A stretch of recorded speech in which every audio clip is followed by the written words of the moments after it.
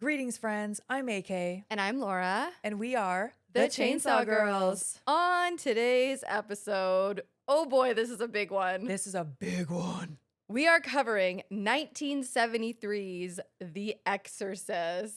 I feel so much pressure about covering this movie. I do too. There is so much to say about this movie. So much. But before we dive into it and I read the IMDb, I want to know what The Exorcist means to you. Oh, wow. You really put me on the spot here.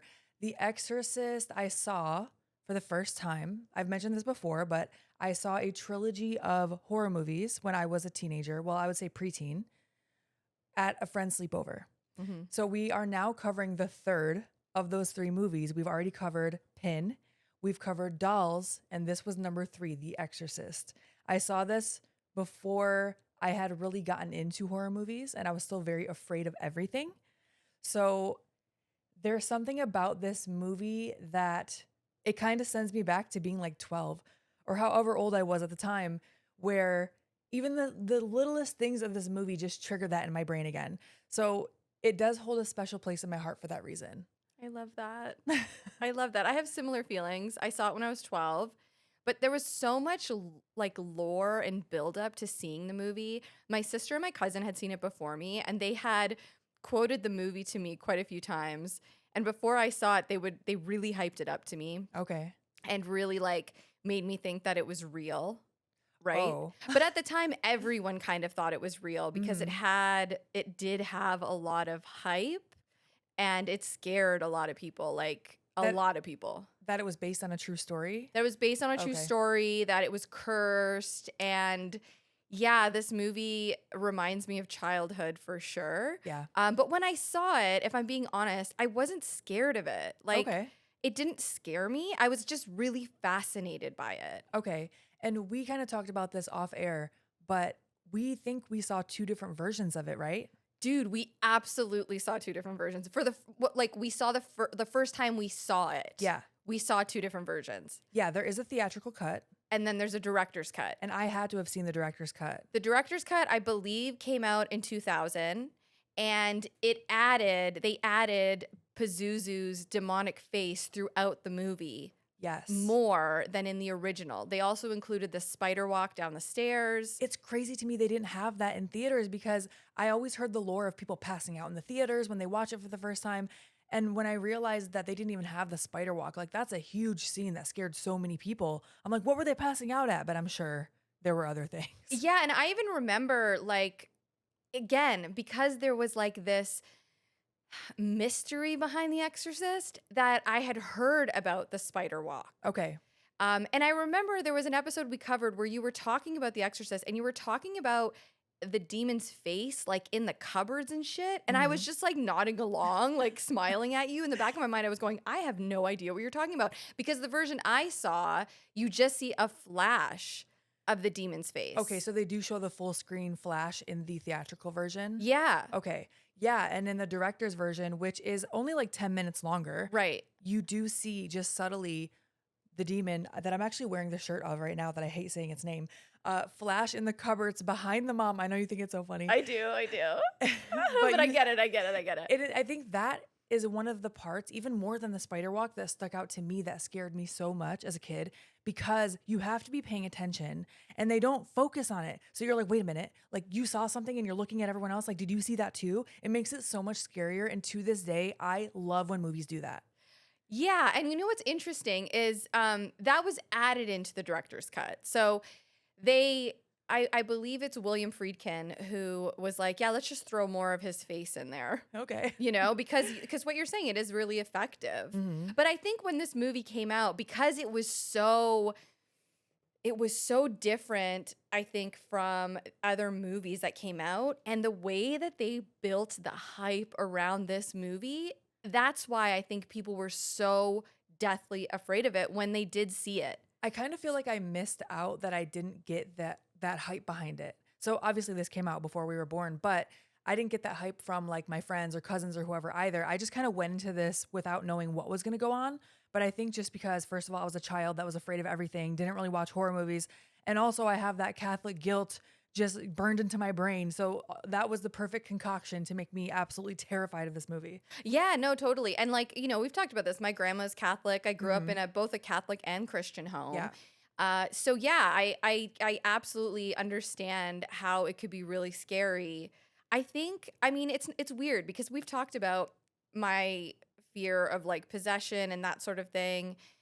But yeah, I think I was more fascinated by the fact that it was like taboo to watch it Okay. as a kid. Yeah. Right. And like that there was a belief that this could be based off of a true story. And, all of those things I think contributed to my fear of it. So I went ahead and texted my mom because I remember my mom telling me about it as a kid and how scared she was. So I sent her a text and I just said, random question, do you remember when you first saw The Exorcist? She texted me back immediately. I told her we're covering it, and I said, were people really losing it over the movie? And she says, in capital letters, losing it, large.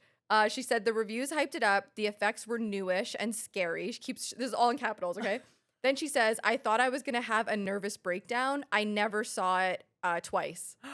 Yeah. She saw it in theaters? She saw it in theaters. Oh my gosh. And apparently so did my grandma, who was extremely Catholic. Oh my gosh. I want to know what she thought about it.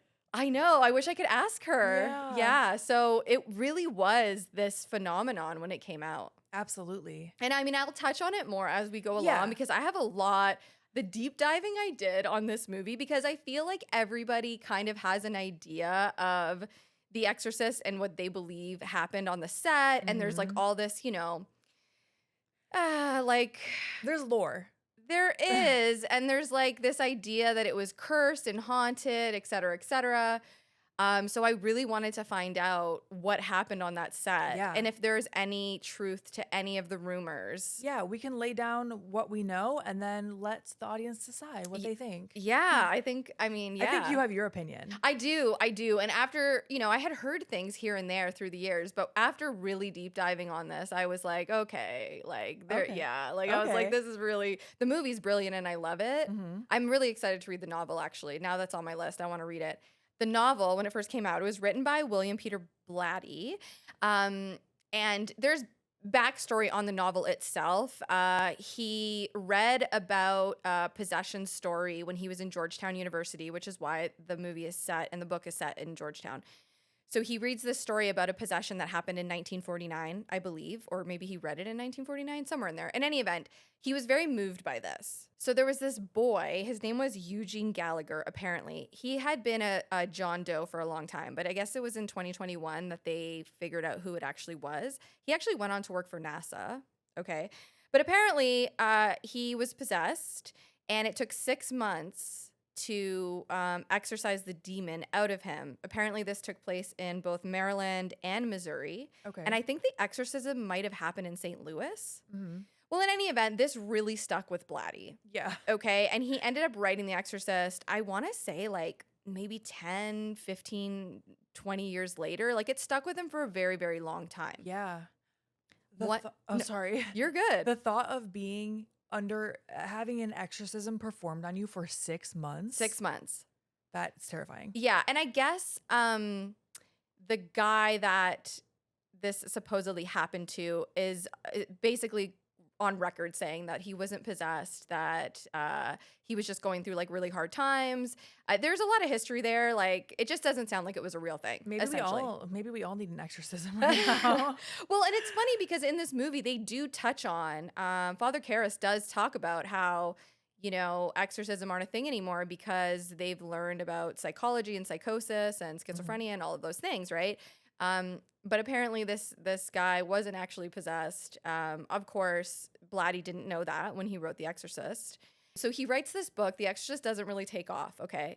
He goes on a book tour, and apparently like bookstores were getting rid of the book because they couldn't sell it. Oh no. Then, just by happenstance, he gets on a talk show, the Dick Cavett Show. He was not welcomed at first. They were like, nah, we're not into you. But I believe it was the actor who played Quinn in Jaws showed up for his interview on the show, hammered. And they were like, shit, you can't go on, man. And then they brought Blatty on. Wow. Okay. And Blatty goes on and he talks about demonic possession. He talks about the devil. He has this intense conversation with the host, and it sparked interest. And then his books flew off the shelf. Oh my gosh. Talk about perseverance. That's why you can't quit. You just got to keep trying. Dude, right? And so it becomes a best-selling book, blah, blah, blah. And it turns into a film. And he did write the adaptation. Apparently it was 226 pages long. Is that long for a screenplay? Yeah, that's Okay. really long. Yeah, because I think each page is like a minute. I think that's how they do it. Like each Okay. page is a minute. And William Friedkin was like, yo, this is too long and it sucks. We need to fix this. And it sucks. Because he didn't follow the book exactly. He sort of like expanded off the book. And I guess William Friedkin was like, yo, the book was really good and this is stupid. Maybe he didn't say it like that, but you know what I mean. And I also want to say that I got a lot of information from the documentary Leap of Faith, which is basically a sit-down interview with William Friedkin, who's the director, and he just talks about the movie the entire time. So I got a lot of information from there.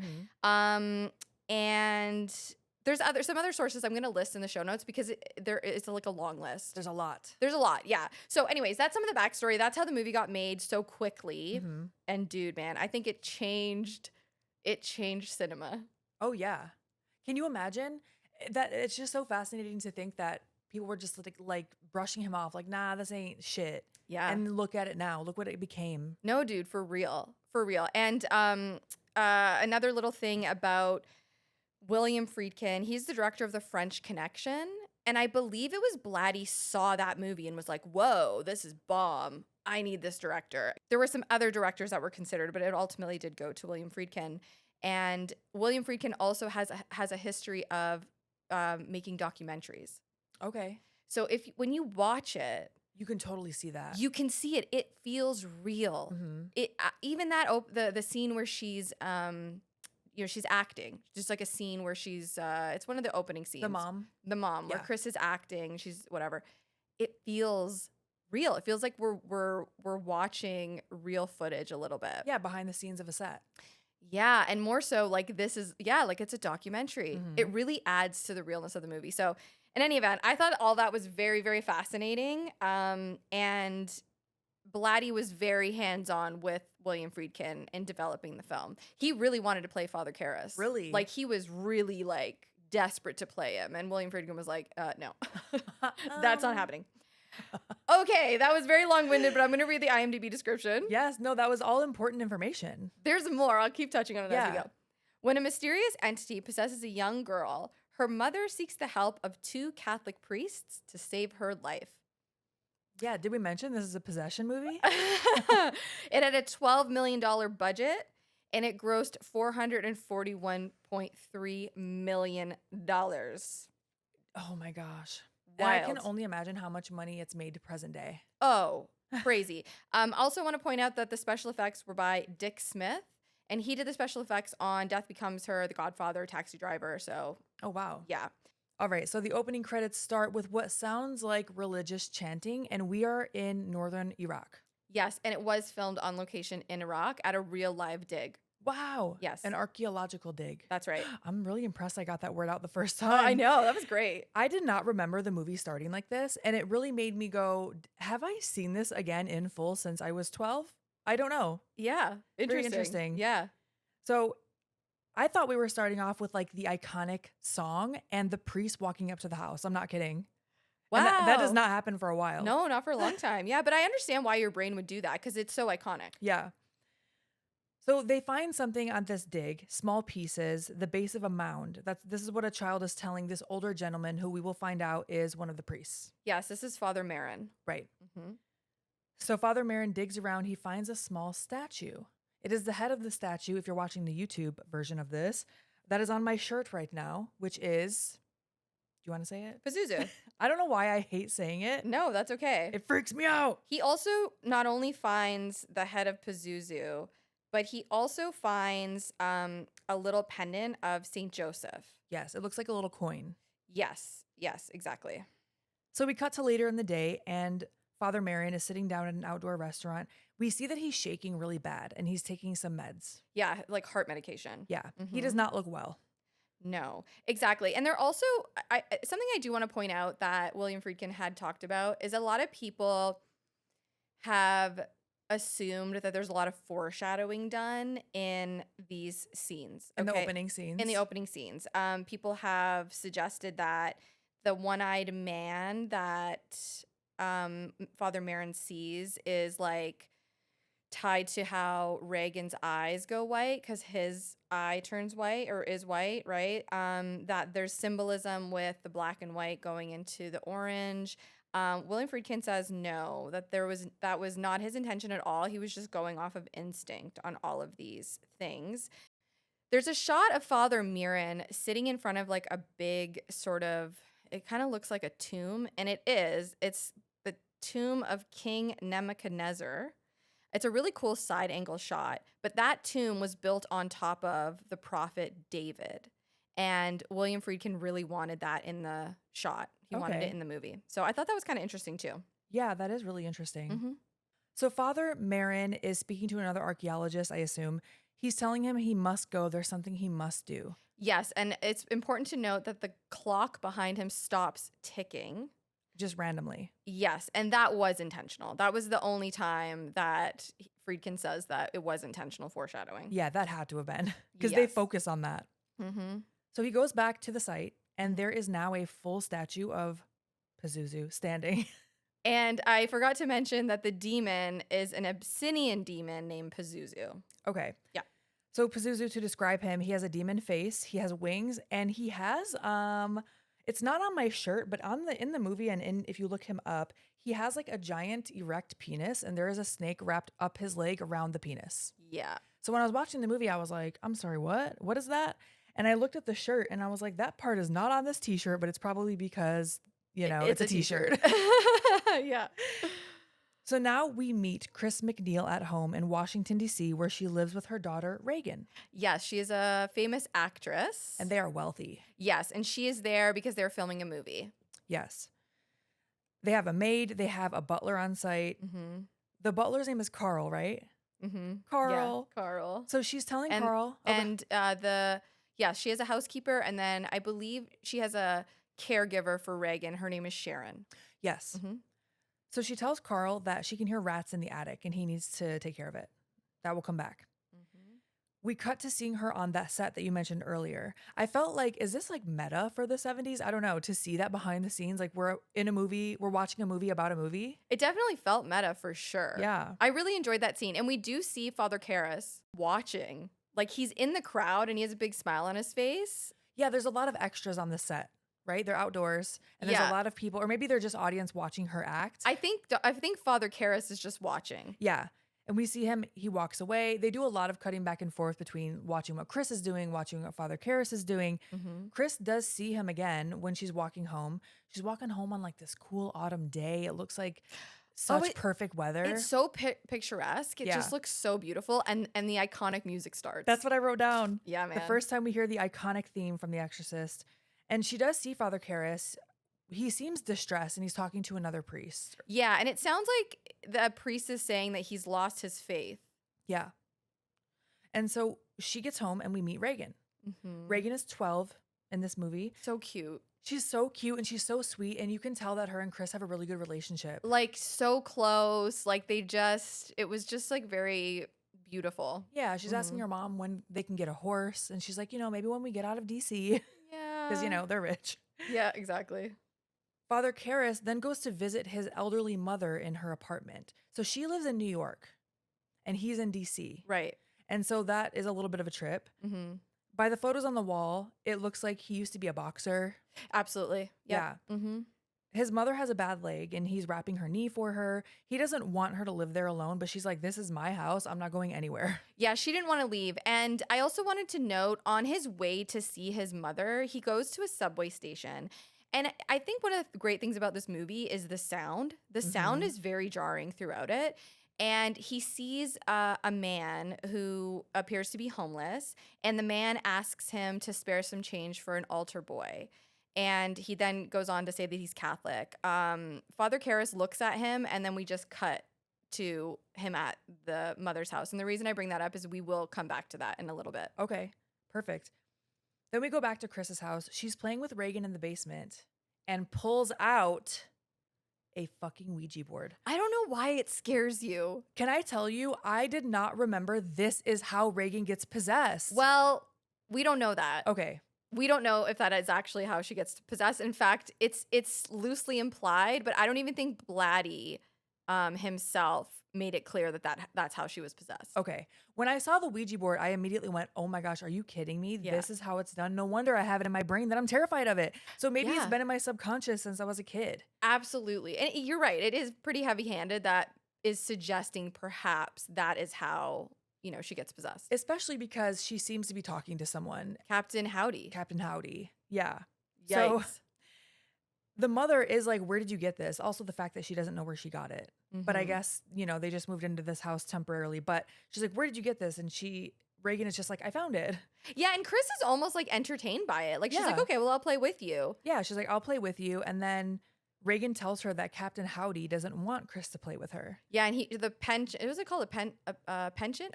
What is it called? A planchette. A planchette. The planchette moves and she can't put her hands on it. Right. Mm-hmm. Very creepy. This implies Reagan, to me at least, it implies that Reagan has already been playing with this and now has contacted a spirit. Yeah, absolutely. I would say she's possessed already at this point. That's what I think. Yeah, because we've already heard the scratching in the attic. Right. That's Yeah. true. I think she was possessed when Father Merrin found the piece of the statue. Yeah. So it is very interesting too. When I was watching back, I was like, okay, so this statue from Iraq traveled to Washington, D.C. somehow. I mean, I don't know how spirits work.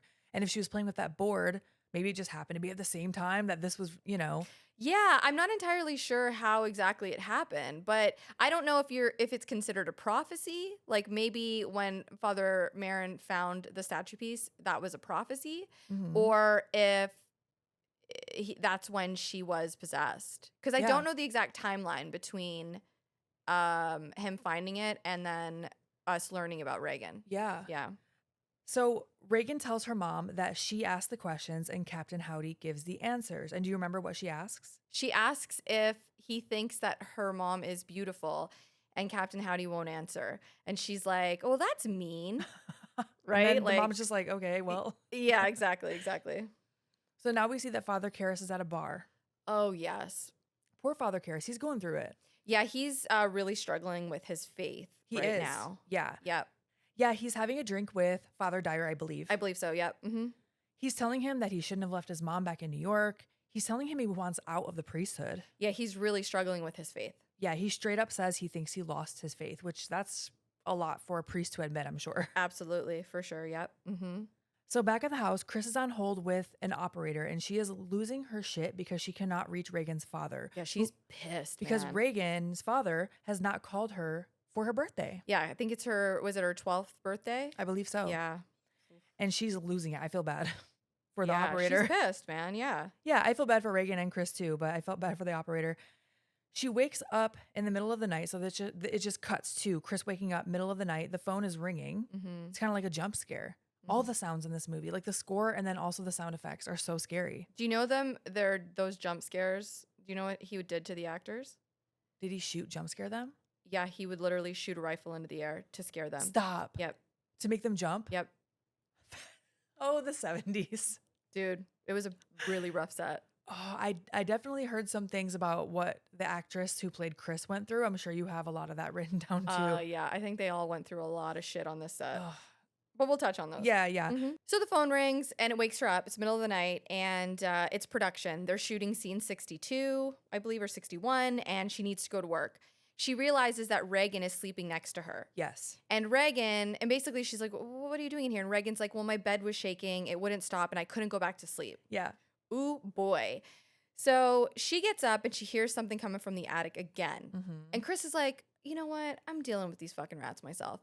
She pulls down the attic stairs, which I could never. And the lights aren't working. Mm-hmm. So she lights a candle Yeah. and goes upstairs. into the dark ass attic. Mm-hmm. And she definitely hears sounds coming from different parts of the attic. She notices the traps. They have not, like, the traps are set, but there's still cheese on them. So the rats haven't been, Right. They've not been touched. So sad. I know. It's so sad. And she hears another sound. So she goes towards it.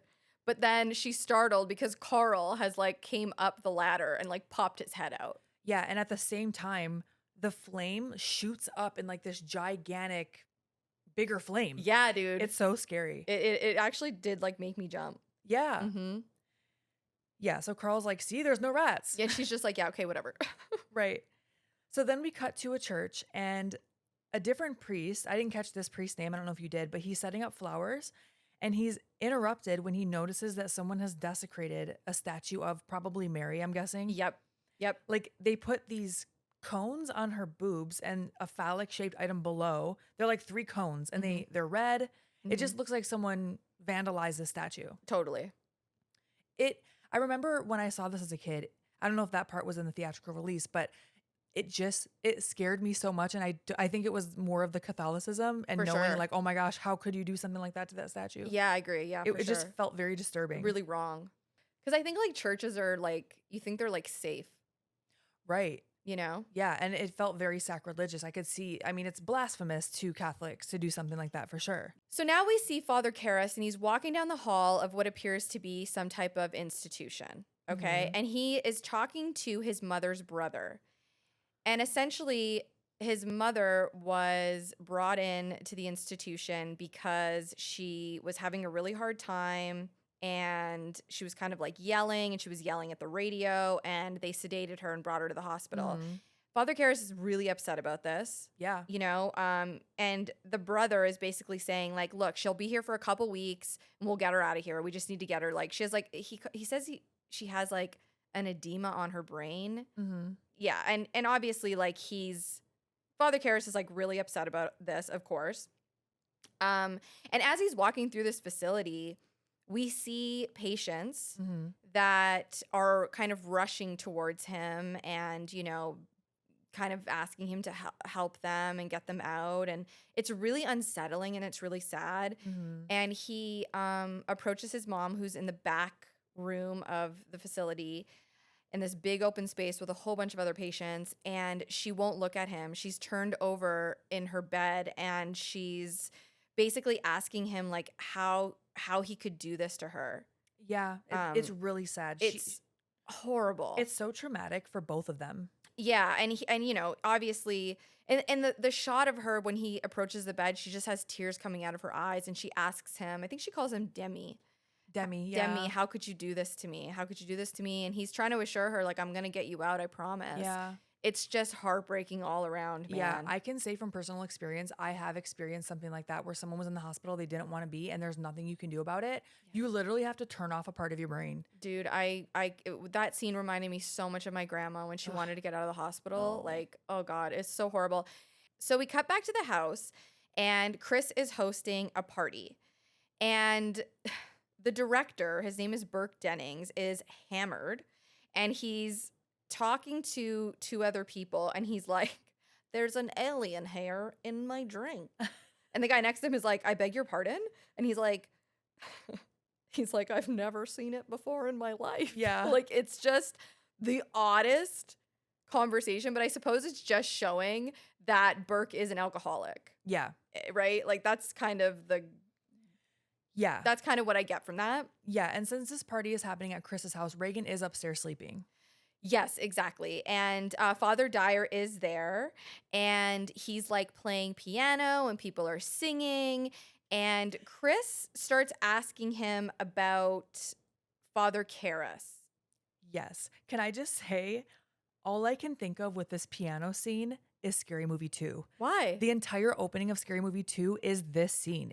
Oh, the entire opening is The Exorcist. I don't remember it at all. It is they literally start playing on the piano, Shake Your Ass by Mystical. And one of the old men are like, this is the real shit. It's my favorite thing. And I say it all the time. I think that's so funny. I don't remember it. But they definitely are not playing Shake Your Ass on the piano in The Exorcist. No, they're not. All right. So Father Dyer is telling Chris a little bit about Father Karras. He is actually a psychiatrist. Mm-hmm. He's well-educated psychiatrist, but he's like a psychiatric priest, essentially. Right. And he also tells her that his mother has just passed away. Yeah, so now we learned that his mother did pass away. Yeah. And he wasn't there. He wasn't there.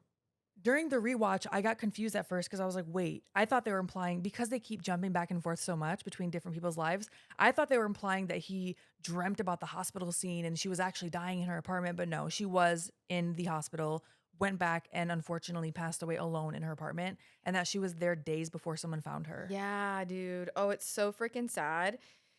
Then we cut over to Burke, who's belligerently saying shit to another gentleman, and he Mhm. calls him a cunting German. Is that what he says? Something like that. Yeah, or a cunting Nazi or something. Like, he says something really vulgar, and the guy's like, "What did you say?" He does say Nazi. I do remember that. And he uses the term cunt for sure. Yeah, and cunting, I didn't even know you can make that a verb.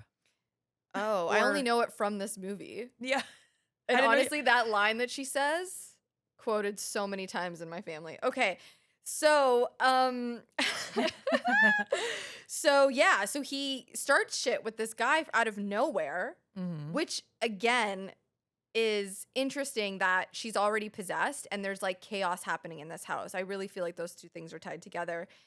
And the guy attacks him, a girl runs in, and it basically just seems like rage sort of manifested out of nowhere. Mhm. And they break up, Burke and this dude. Right. Okay. So Reagan is upstairs sleeping, but we see her eyes open, Mhm. right? And Chris and another girl are carrying Burke out of the party. Yeah. Because he is way far gone. And I Yeah. hope to God he took a taxi and to not try to drive. Because he can barely stand up. He's like stumbling out of the party. Mhm. And then this is where Father Dyer is playing on the piano. Yeah. Everyone's having a great time. They're singing. It's just lovely. Mhm. Until good old Reagan comes strolling down the stairs, stops in front of them, and pees all over the floor. Yep. Right after she says, "You're going to die up there." It is so dark. Yeah. And Chris is like, "I'm sorry, everyone. I'm going to take her upstairs." She does stop her party, goes upstairs and gives her a bath, which great parenting on her part. Oh, I think Chris is a really good mom. Like, Yeah. she really does care for Reagan and doesn't dismiss anything that's happening to her. Yeah. And another thing I love about this movie is it seems like they gave Chris great dialogue because they have her ask follow-up questions, which doesn't always happen in horror movies, and it drives me nuts. Yeah. So she's giving Reagan a bath upstairs and she's like, "What made you say that?" Yeah. Reagan does not answer her. No, Reagan looks catatonic. Yeah. Like, she's just sitting there with her knees pulled up to her chest, just kind of staring into outer space. Mm-hmm. So Chris tucks her in. She goes to leave. And then when she gets in the hallway, she hears Reagan screaming. So, of course, she runs back in. The bed is violently shaking. So Reagan was not making this up. Chris sees this with her own eyes. Yep. I love that her first instinct was to jump on the bed with her. Like, I mean, I would, looking at it in hindsight, you would think you want to snatch her and get out of there. But I feel like she was like, no, this, I don't know why this is happening, but I'm going to make it stop. Like, she was trying to push it down. Yeah, I think so too. And I think it's that thing too of maybe she thought it was like an earthquake, or like maybe she just wanted to get to Reagan as fast as she could. Yeah. Could you imagine seeing that? No, I can't. No, dude. I don't even know what I would do, honestly. I can't say what I would do. Yeah, agreed. So now we cut to Father Karras. He is drunk and he is obviously very upset about his mother. Yeah, he's having a rough time, man. He's smoking, he's drinking. He tells Father Dyer that he stole a bottle of booze Mhm. that he's drinking. And Father Dyer, you can tell here that they're very close. Yeah. He's like, "Okay, dude, you know what? You need to go to bed." Yeah, is this where he's taking off his shoes? He takes off his shoes. He kind of lays Father Karras in bed. And it's very obvious that Father Karras feels a lot of guilt over his mother's passing, that he wasn't there for her Yeah. when she died. And before Father Dyer leaves the room, Father Karras kind of says, like, stealing is a sin. Mm-hmm. So he's just racked with guilt. Yeah. He also dreams about his mother here. Oh my God, this dream, I don't know what it is about it, but it like really freaked me out. It is very creepy and ominous, and Because there's no sound in the dream. All you hear is him snoring yeah, and him like whimpering. yeah. And it's his mother on the streets of New York, it looks like, where Yeah. she's ascending up the stairs of like the subway. Mhm. So he's standing on the street seeing her.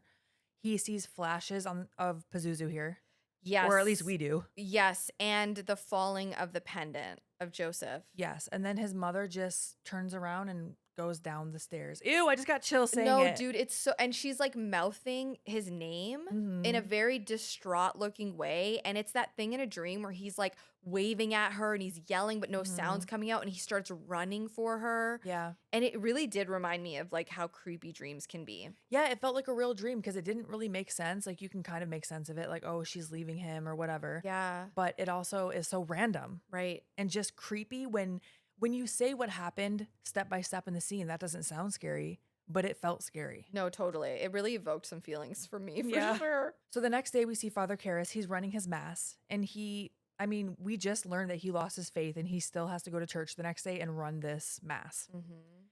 Meanwhile, Reagan is practicing her best sailor's mouth at the doctor's office. Oh boy. We learn a lot about, we see cuts here and there of Reagan going to the doctor and Chris progressively trying to figure out what's going on. Right. And the doctor, can I tell you exactly what the doctor tells her? Please. The doctor tells her that Reagan's outbursts are symptoms of a type of disturbance in the chemical electrical activity in the brain. In this case, it's the temporal lobe in the lateral part of the brain. He says it's rare, but it does cause bizarre hallucinations, and it usually happens right before a convulsion, so right before a seizure, right? And she's like, no, dude, there's no way that bed shaking was due to her having a seizure. Right. And he's like, oh no, like this could create a personality change and even criminal activity. And that the temporal lobe is really common and it can last for days or weeks. Yeah. And she's kind of like, can you give me like some good news, man? Right. Like anything, please. And he was like, well, the good news is we can perform a procedure on her. Yeah. And we'll remove the scar tissue from her brain. Yeah. Whoa. So I will say in one of the cuts earlier when they do go to the doctor, because I just want to talk about the progression of what the doctors do for Reagan. Yeah. We see Reagan gets like progressively agitated during all these tests. They're doing like all these crazy tests on her. At first she's fine, but she's getting increasingly aggressive. She also is kind of acting aloof. She's, we're seeing flashes of Pazuzu on the screen. And the doctor asks Chris, does your daughter use profanities? And she's like, no. And he's like, well, her vocabulary is pretty extensive. And once again, Chris is like, can you tell me specifically what she said? Which I'm like, yes, thank you. That's what I would want to know. Yeah. The doctor says, and I quote, she advised me to keep my fingers away from her goddamn cunt. And Chris actually starts laughing a little bit because she can't believe that. She's like, I don't know where she learned that. Like sweet little Reagan. Right. But yes, it does eventually progress to, because first they want to prescribe her Ritalin, basically. Right. Or yeah. whatever they call it at the time. Mm-hmm. But then it progresses to, oh, maybe we can operate on her brain. Dude. And the way that they operate on her brain, first of all, she's awake. Mm-hmm. They have her strapped down to this machine. And at first I was like, oh, okay. She's having an MRI. Like, that's what I was thinking, right? Yeah. Oh, boy. So she's strapped down. It looks like they take masking tape and, like, strap her chin down. Mm-hmm. The doctor takes a ginormous needle and injects it into her neck. Yes. Then, through the hole of the needle, he sticks another needle-esque device, and Yeah. blood starts squirting out of it. Yep. And he connects, like, a tube to it. Right. They're performing a procedure that goes through the carotid artery. He's injecting dye. And I don't know that they do that anymore. I know one of the procedures they do, it's outdated, and they actually stopped doing it shortly after that film was released. Crazy. Because it's like contrast. It's like it is when you get an MRI, but they're adding contrast to her brain. Yeah, they're adding contrast so they can see the images better. Yeah, and so she's getting this procedure done. It's terrifying. And in fact, when I was watching old news reports of people coming out of the theater watching The Exorcist, that was one part that a lot of people did talk about being very scared of, was the medical procedures. Yeah, we look like we're actually watching someone go through a medical procedure, and they're showing, that blood is shooting And out. she is in pain. Like, she Yeah. is visually very, very much in pain. Yeah. But they look at the images of the brain, and the doctor's like, you know what? I don't see anything. And then another doctor's like, should we try it again? And the guy's like, no, I think we're good. Yeah, I mean, it makes sense that the medical doctors are going to try to make sense of what is happening to Reagan with a rational explanation or a medical explanation. I do understand that, 100%. but The fact that she was awake for that was horrifying. yeah, I can't even, Like, that's barbaric, dude. it really does feel barbaric because I would hope she was under some type of anesthesia. Didn't look like it, man. I don't know. Also, it's important to note that Reagan's personality has progressed quickly, it feels here. For sure. But her physical transition is slow. But you can see here that her lips are starting to get really chapped. They're and that chapped. It does start to play into her appearance later. For sure. Yep, absolutely. So we're back at the house, and Chris has made a house call to the doctors. Mm-hmm. So the doctors come over, and we can hear Reagan like screaming in her room upstairs. Okay. My next note, I wrote, now this bitch is possessed. Oh, yeah. She is like, this is pretty wild. So Chris tells them that she already gave her medication, but she's still going bananas, right? Yeah. And they walk in, and she is convulsing on the bed. She's like being whipped around. Yeah, she is flinging herself violently back and forth on her bed. Okay, I want to talk about this scene a little bit because my God. Please do. So everything in this movie is, well, most of it, besides like the flash of his face, right? The Pazuzu's face, is practical, right? This is the freaking 70s, Yeah. okay? So there was a device contracted for Linda Blair in that scene. And I believe the guy's name is Marcel Vercatore. And he essentially, she's strapped in. You can't see it, but she's strapped in, and she's legitimately being thrown and whipped around By this device. by the device. And it was so painful that her cries out are like real. Like she's crying out because it hurts so much. And I do believe she injured her spine there in real life. Oh my gosh. So it was very physically demanding on her, on everyone, to be honest. Yeah. But yeah, that scene, it's hard to watch because knowing that she's really in a ton of pain. Yeah. It's so sad. But yeah, so that's how they were able to do that. It's unfortunate too because the motion that Reagan is doing in the bed, it looks like something you could do yourself. Maybe not as violently as she was doing it, but it's like she's sitting up and bending all the way forward and then laying all the way back and coming all the way up. But I'm sure in real life it'd be very hard to do that as fast as she was doing it. Yeah, I mean, he was doing the contraption. It was him flipping her around, man. Ugh. I don't know. That really like upset me. Yeah, I that was is very like, shit, upsetting. dude. Yeah. Oh, she went through a lot. And so she's flinging herself. Well, she's not flinging herself, but for the sake of the movie, she's being flung. Well, I guess Pazuzu's doing it, right? Yeah, So the she is demon. being flung by someone else in the movie too. For sure. Her eyes turn white here. She seems to get slapped by like an invisible entity, which I'm assuming is the demon. There's a mark on her face from it. And she starts yelling, fuck me, fuck me. It is chaotic. It's also important to say that the doctors are witnessing this as well, not just Chris this time. Right. So when they step out into the hallway, they tell Chris, you know, this kind of state, it can produce a tremendous amount of strength. So they're still trying to explain it away. Right. And Which I get. I understand. yeah, what else are they going to say? Yeah, what are you going to be like? Oh, this is the devil. Like, Right. you know, that's not your first thought. Right. At least not when you're a medical doctor, I would think. Right. And so one of them is like, you know, we're still thinking it's the temporal lobe. And she's like, are you fucking serious? Oh, she's pissed. I love her reaction. I do too. I just think she's a great mom. Like, she's like, what the fuck are you talking about, She's man? a great mom. She's a great actress. Yeah. And her reaction is so realistic. But now they're thinking it's possible it's a split personality. And they want to do another fucking scan. Dude. So now we show Reagan back in the hospital. She is sweating now. Physically, she looks a lot worse than before. Yeah. So her physical transition is progressing. Nothing can be found on these scans again. Yeah. And now the doctor is, you know, they're really trying to think of everything. Because what do you think in this scenario? So the doctor asks Chris, do you keep drugs in the house? Which, of course, she's offended. And Chris even says, like, I don't even smoke grass, man. Yeah, I had to rewind this and look at the captions because I thought she said, I don't even smoke crack.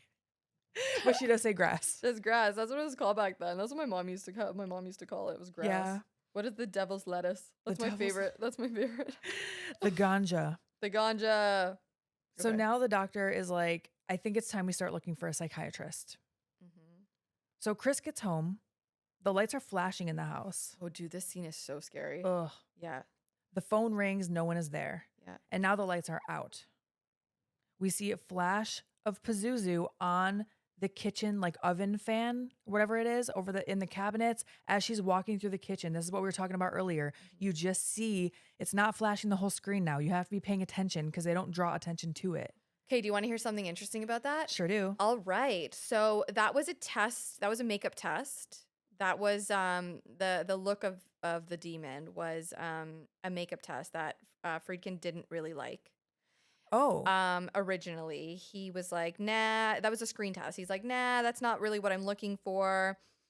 He had some pretty specific ideas of like what he wanted the makeup to look like. He wanted the makeup to kind of resemble these masks in a movie he made called The Brink's Job, mixed with James N. Zor, who is an artist. Okay. This is kind of the inspiration for the look. In any event, he didn't like it and they were going to scrap it, but the editor looked at it while he was editing the movie and he saw that shot, that screen test shot, and he sent it, or he showed William Friedkin and was like, dude, look how fucking cool this is. And Friedkin was like, yo, that is pretty cool. Let's insert it. Yeah. And that's how that image got inserted into the movie. It wasn't even meant to be used. It wasn't like this was a screen test shot that they just went, yeah, let's stick it in the movie. Wow. Is that not crazy? That is crazy. Yeah, I thought that was so fascinating. All right, so Chris is driving home and she notices a commotion at the bottom of the staircase that you can see out of her top window in her home, which is Reagan's bedroom. And there's like ambulances and there's like a bunch of people and she notes it, but she just drives by. So she gets to her house and she sees right away that there's nobody there. She's looking for Sharon. Sharon's not there. So she goes up into Reagan's room. The window is wide open. It's freezing cold. And Chris is like, what the fuck is going on? She closes the window. She covers up Reagan. She goes downstairs and Sharon comes in. And she starts questioning her. Like, where the hell were you? You were meant to be watching her. And she's rightfully pissed off. And Sharon is like, well, didn't Burke tell you? He was watching her. Yeah. She tells her that, she had to go out and Burke said that he would come and watch the kid. No problem. So Chris is very, kind of upset about this. But then someone comes to the door. And I believe it is a priest. Is it not? Yes, it is. I don't know if it's Father Dyer or not. I can't remember off the top of my head. Yeah. But a priest comes in and he gives Chris the unfortunate news that Burke Dennings is dead. Yeah. And he apparently fell down the stairs outside of their house and broke his neck.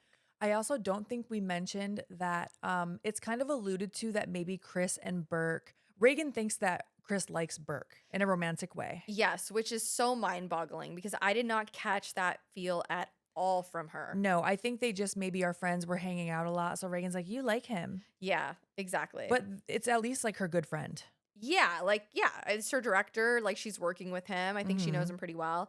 And she sobs, obviously. She's very upset by this. Yeah. But the important things to note of this is he was apparently at their house. The window that leads to those staircase or overlooks the staircase is wide open and Burke is dead-zo. Okay? And before Chris can even get a chance to really understand what's going on, boom, Reagan crab walks down the damn stairs. So let me ask you a question. Did you rewatch the director's cut? Yeah. I didn't. Right now? Yeah. When you rewatched? I did not. So you didn't see the crab walk? Nope. Oh, shit. Yeah, I watched the original version. I'm trying to remember where I love this so much that you watched the director's cut and I didn't. I'm trying to remember where I streamed it. I cannot remember off the top of my head where it's streaming right now. I unfortunately had to rent it. Oh, okay. So Yeah. I might have to. Yeah. It all blends together, honestly. We watch a lot of movies. Yeah. But damn, so you didn't get to see the crab walk. Nope. But you've seen it before. Of course. Yeah. I purposely didn't watch the director's cut because I wanted to watch the theatrical version. Really? Yeah. Interesting. Yeah, but I was wondering actually as I was watching it, I was like, I can't remember where that spider walk is inserted into the film. So you didn't see the Pazuzu flashing in the cabinets either? No, I only saw the one face. Okay. The one flash of him. And so there's probably dialogue you were missing too. Probably. They cut different versions of this movie for different countries too. I did read that. Yeah, so dude. There were some countries where they're like, oh, no, you Hell can't no. say that. She Yeah. cannot say that. Yeah. Oh, I love that. I love that we watched two different versions. It's like so exciting to me. So we might Okay. be like, wait, what do you mean? Oh, okay. I didn't see that part. No, I love it. I love that you just said that she came down the stairs because I would have totally breezed past it. Yeah. Hell yeah. Okay. So a lot of people hold this as their scariest moment of this movie, of when they see her crab walking back, like she's upside down in a back bend walking down the stairs. Yeah, it's very cool.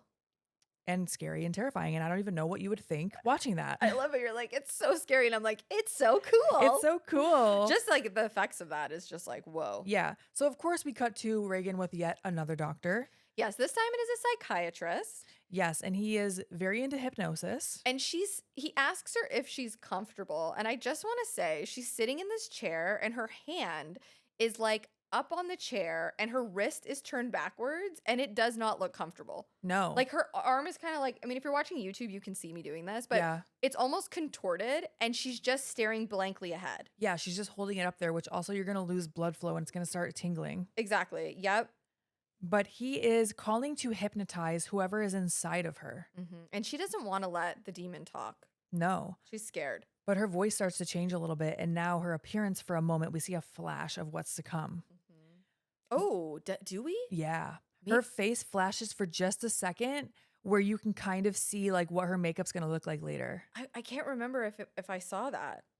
I don't know. Did you see her grab him by the balls? Shit. No, yeah, maybe I did see it. Yeah. Oh, you're right.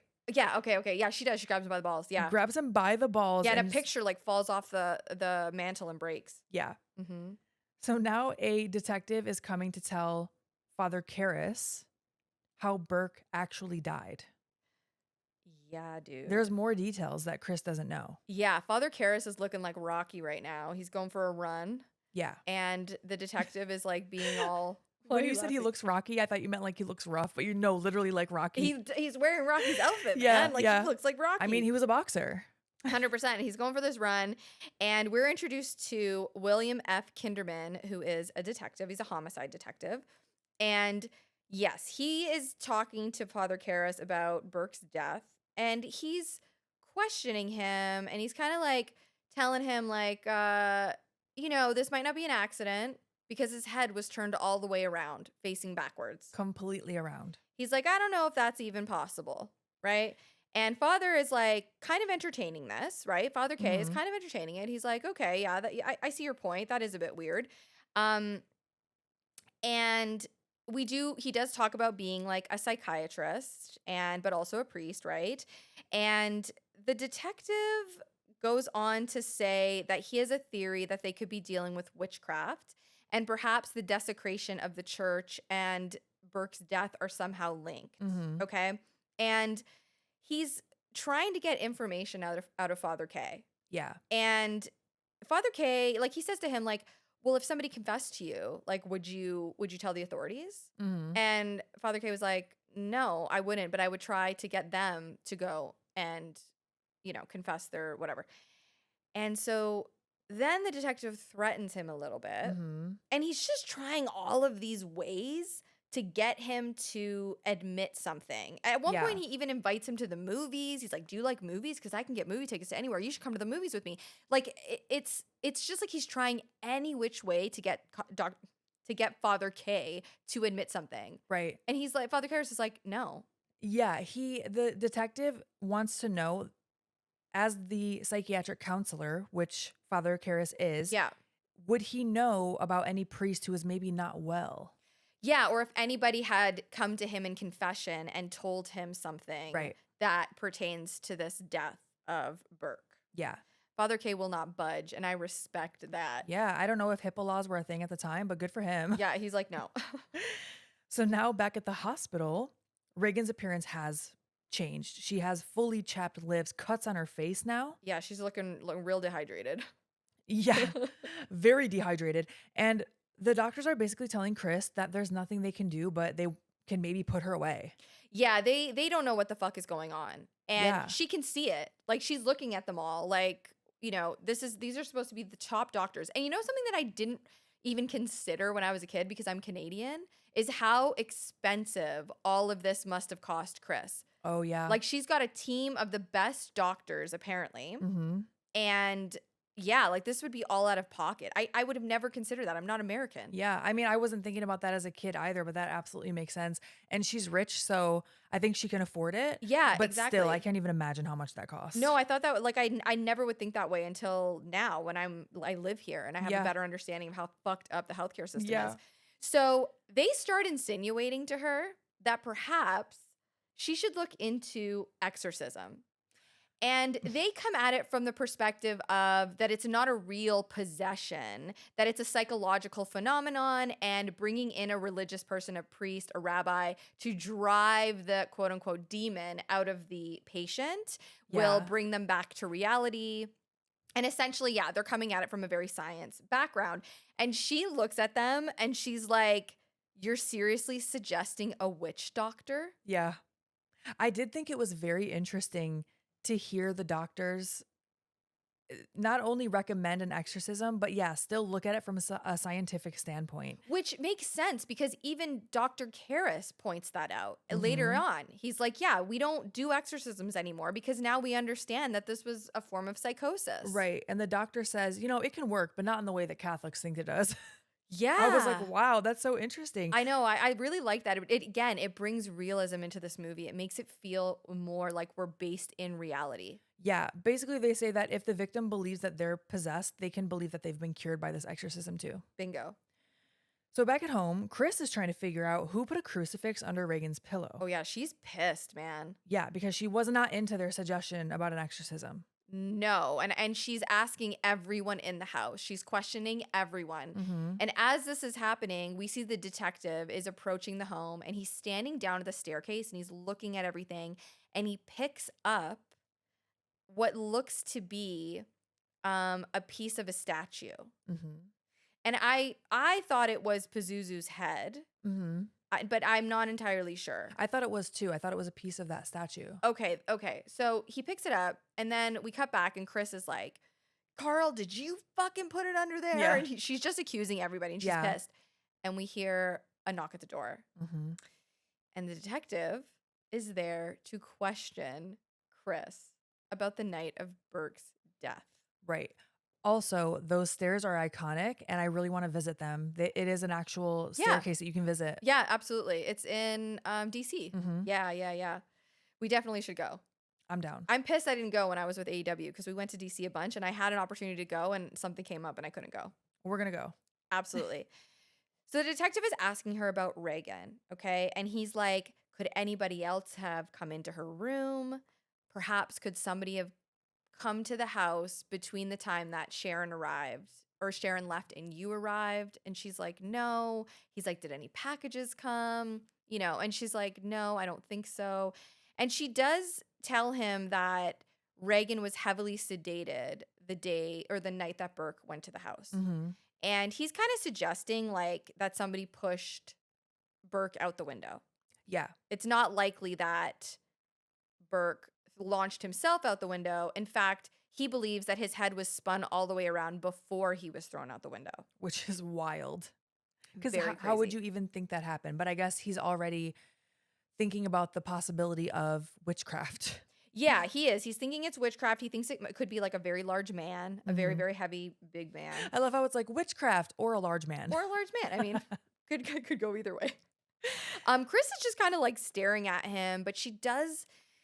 Oh, I think the acting is just so fucking spot on because you can see behind her eyes that she is like, well, Reagan was the only one home. Mhm. Reagan's been acting really weird. The doctors are suggesting perhaps that she should talk to an exorcist. And it's all happening behind her eyes. Yeah. She's not saying anything. It looks like somebody really putting two and two together. Dude, I just thought it was brilliant. And then, oh my God, this fucking scene. Then she's like, he gets up and it's as if he's going to leave. And Mhm. she goes, would you like another cup of coffee? Mhm. And he goes, yeah. But we find out why he wants to be at the house, right? Like we find out very soon his other intentions. Mhm. So yes, he wants to find out what happened to Berg. Yes, he's suspicious about the whole window situation. But then we find out he's a big fan of her. He's a big fan. He wants her autograph for his daughter. Yes. And Chris is like, oh, yeah, sure. Like, she's so sweet and humble. And she's like, yeah, no problem. What's her name? And then he's like, oh, actually, busted. It's for me. Like, okay, I want you to think about this for just a second. Yeah. Her daughter, her life, her heart, her soul is potentially dying upstairs in her bedroom. Mm-hmm. Okay? Weird shit is going on. Her friend director just launched himself out of a fucking window and died. At her house. At her house. She is at her wit's end. She doesn't know what's happening to Reagan. And then a detective shows up to her house questioning her. As he's questioning her, she's piecing together that potentially Reagan killed Burke, right? Mm-hmm. And all of this is happening. And this motherfucker takes the opportunity to then ask her for her autograph. I can't even imagine. But she's a pro. She immediately was like, sure. Like, she's just going to do it because what do you do in that scenario? The audacity of this man. It is not the time or place. And then he tells her that he's going to come. So he takes the autograph, right? He's like, Yeah. yep. Love it. Great. Then it's so uncomfortable, by the way. The whole scene is just, He's very casual. The whole movie, he's really casual. He also tells her that he saw one of her movies, Angel, 6 times. And she's just nodding. She can't even be present in that moment. I feel like No. she's just like, mm-hmm. It's brutal. It's brutal. And she's like, yeah, you know, whatever. Reagan's upstairs sleeping, blah, blah, blah. And he's like, okay, well, you know what? I'll come back when she's feeling better. Like, of course you will, detective. Great. Can't wait. However, as he goes to leave, Chris hears screaming upstairs. Oh, boy. This next scene, I don't know if this was in the theatrical one. It is. It is. Okay. Because I was like, this is kind of, oh. But Reagan is stabbing herself in her private area with a crucifix. It's so awful, man. I mean, she's kind of like sitting upright or like on her knees on the bed. She has this long nightgown on. So you don't like, I mean, I can't say it's not graphic because it's definitely graphic, but you know, you're seeing what's happening from behind as Chris walks into the room, but still it's a lot to take in. It's fucking horrifying. Yeah. The fact that they could get this in the movie is it's wild. It's beyond my comprehension. It is, especially for 1973. I'm surprised they were like, yeah, that's fine. She grabs the mom and sticks her mother's face in between her legs and tells her to lick it. Yeah, that's insane. Dude, the whole scene is crazy. Yeah. She also slaps Chris. And she goes flying across the room, really hurt herself. That was real. She was attached to a device that slingshotted her back. There was no padding on the floor. And she fucked her back up from there. Yeah, I read that the scene that they use is the scene where she believes that she fractured her lumbar or something like that. Yeah, dude. Oh, yeah, dude. They all went through it. Poor Chris gets flung across the room. Sharon is trying to get inside the room, but a chair gets whipped across the room and blocks the door, barricades it. And this giant cabinet is coming towards Chris. Chris gets out of the way and turns to look at Reagan. And Reagan's entire head turns all the way around. And she says, and I quote, "Do you know what she did, your cunting daughter?" Which is a callback to what Burke said earlier in the film. Yep. So, yes, Reagan's head turns all the way around. She says that iconic line. Uh-huh. It was fucking crazy, dude. It's a very scary scene. I think it's the craziest scene in the entire movie. Yeah, because they show like that's when they show the full body shot of her, right? When she's sitting on the bed, when her head turns. Yeah, dude. It's not like a close up. It's so creepy. Dude, it's so creepy. Actually, is her head turned around in this? Yeah, it is. I mean, it should be on that mug. No, on the toy. Oh, on the toy. Oh, yeah, Yeah. it is. It definitely is. Yeah. I just realized, and you can see Pazuzu, and then you can see Father Merrin. Mm-hmm. That's cool. It's Super 7 toy if anybody's interested. It's on the YouTube if you're watching. Hell yeah. Okay, so the next day, Chris meets up with Father Karras. Dude, so she's alone. Like, she's all like covered up with like a scarf and sunglasses, and she's on this bridge, and Father Karras approaches her, and she's like, please go away. Like she doesn't, because she thinks it's a fan asking for an autograph. Yes. Oh yeah, she's kind of trying to go incognito. Yeah, and it's that thing of like I think that pains her a little bit to tell the fan to go away because she's such a kind, sweet person. And I don't know, maybe there's no significance to that, but I just thought it was just this moment of humanity of just like, I can't be on for you right now. Oh yeah, I definitely feel like it was trying to show that she is going through it. Yeah. And Father Karras is like, no, dude, it's me, Father Karras. It's me, Father Karras. And she asks him how you go about getting an exorcism. And he's like, I beg your pardon? Yeah, yeah. And she kind of, it's interesting too, because like, she's kind of like, well, if somebody murdered someone and they came to you and like confessed and wanted help, like, would you have to turn them in? I love how everyone keeps asking him that. Yeah. And he's like, no, like I wouldn't do that. Basically saying like, priests keep secrets. Yeah. Right. But she's feeling him out. She's feeling him out because she obviously doesn't want to tell him that it's her daughter. Right. And that her daughter potentially killed someone. Yeah. That's something you might want to hold off on telling people. Absolutely. Yep. And so when she asked him about getting the exorcism, he's like, well, first I'd have to get them in a time machine and get them back to the 16th century.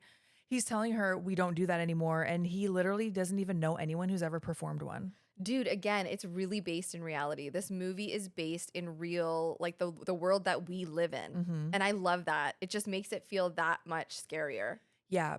But Chris is hysterical about this. And much so that he does eventually agree to see her. He's like, all right, this means a lot to you. So I'll at least see Reagan. Yeah, because she tells him, she's like, it's my daughter, blah, blah, blah. And he's like, well, I would need proof. Like we'd have to go through the church. It's not as easy as just like, here, I'm going to come do an exorcism. Right. And she is very upset. And because he's a psychiatrist as well, he like agrees, but he says, I'm going to come and see her as a psychiatrist. Right. I ain't coming as like a priest. Right. And she's like, no, dude, I need you as a priest. Mm-hmm. It's just a really like you're saying, like she's at her wit's end and she's desperate for help. Mm-hmm. Yeah. So they get back to the house, and now we see that Reagan's appearance and voice has fully changed. She is the Reagan that you probably know from The Exorcist. Dude, she looks wild. Just completely white face, dark circles around her eyes, cuts all over her face, the white chapped lips, and they're cut as well. Yeah. Like, I just want to put some lip balm on her so bad. So badly, dude. Oh my God. The worst. She is tied to the bed. Yeah. There's like puke all over her dress too, man. Like green puke. Yep. And Father Karras starts trying to ask her questions, and she's like, loosen the straps and I'll talk to you. Yep. Exactly. He keeps asking, who are you? And she tells him, I'm the devil. Yep. Terrifying. And she knows his name. Yeah. So that's already weird. And he says, show me Reagan and I'll loosen one of the straps. She says the iconic line here that's also in Scary Movie 2. Your mother's in here with us, Karras. Would you like to leave a message? It's so creepy. And it's so fucked up. But it's so fucked up. She just died. It's a demon. I mean, of course. Yeah. Of course it's fucked up. Yeah. So I just have to sidebar in Scary Movie 2, his name is Father Harris. I'm sorry, I have to. It's the same exact line, but instead of Father Karras, it's Father Harris. Got it. But it's the same line. Okay.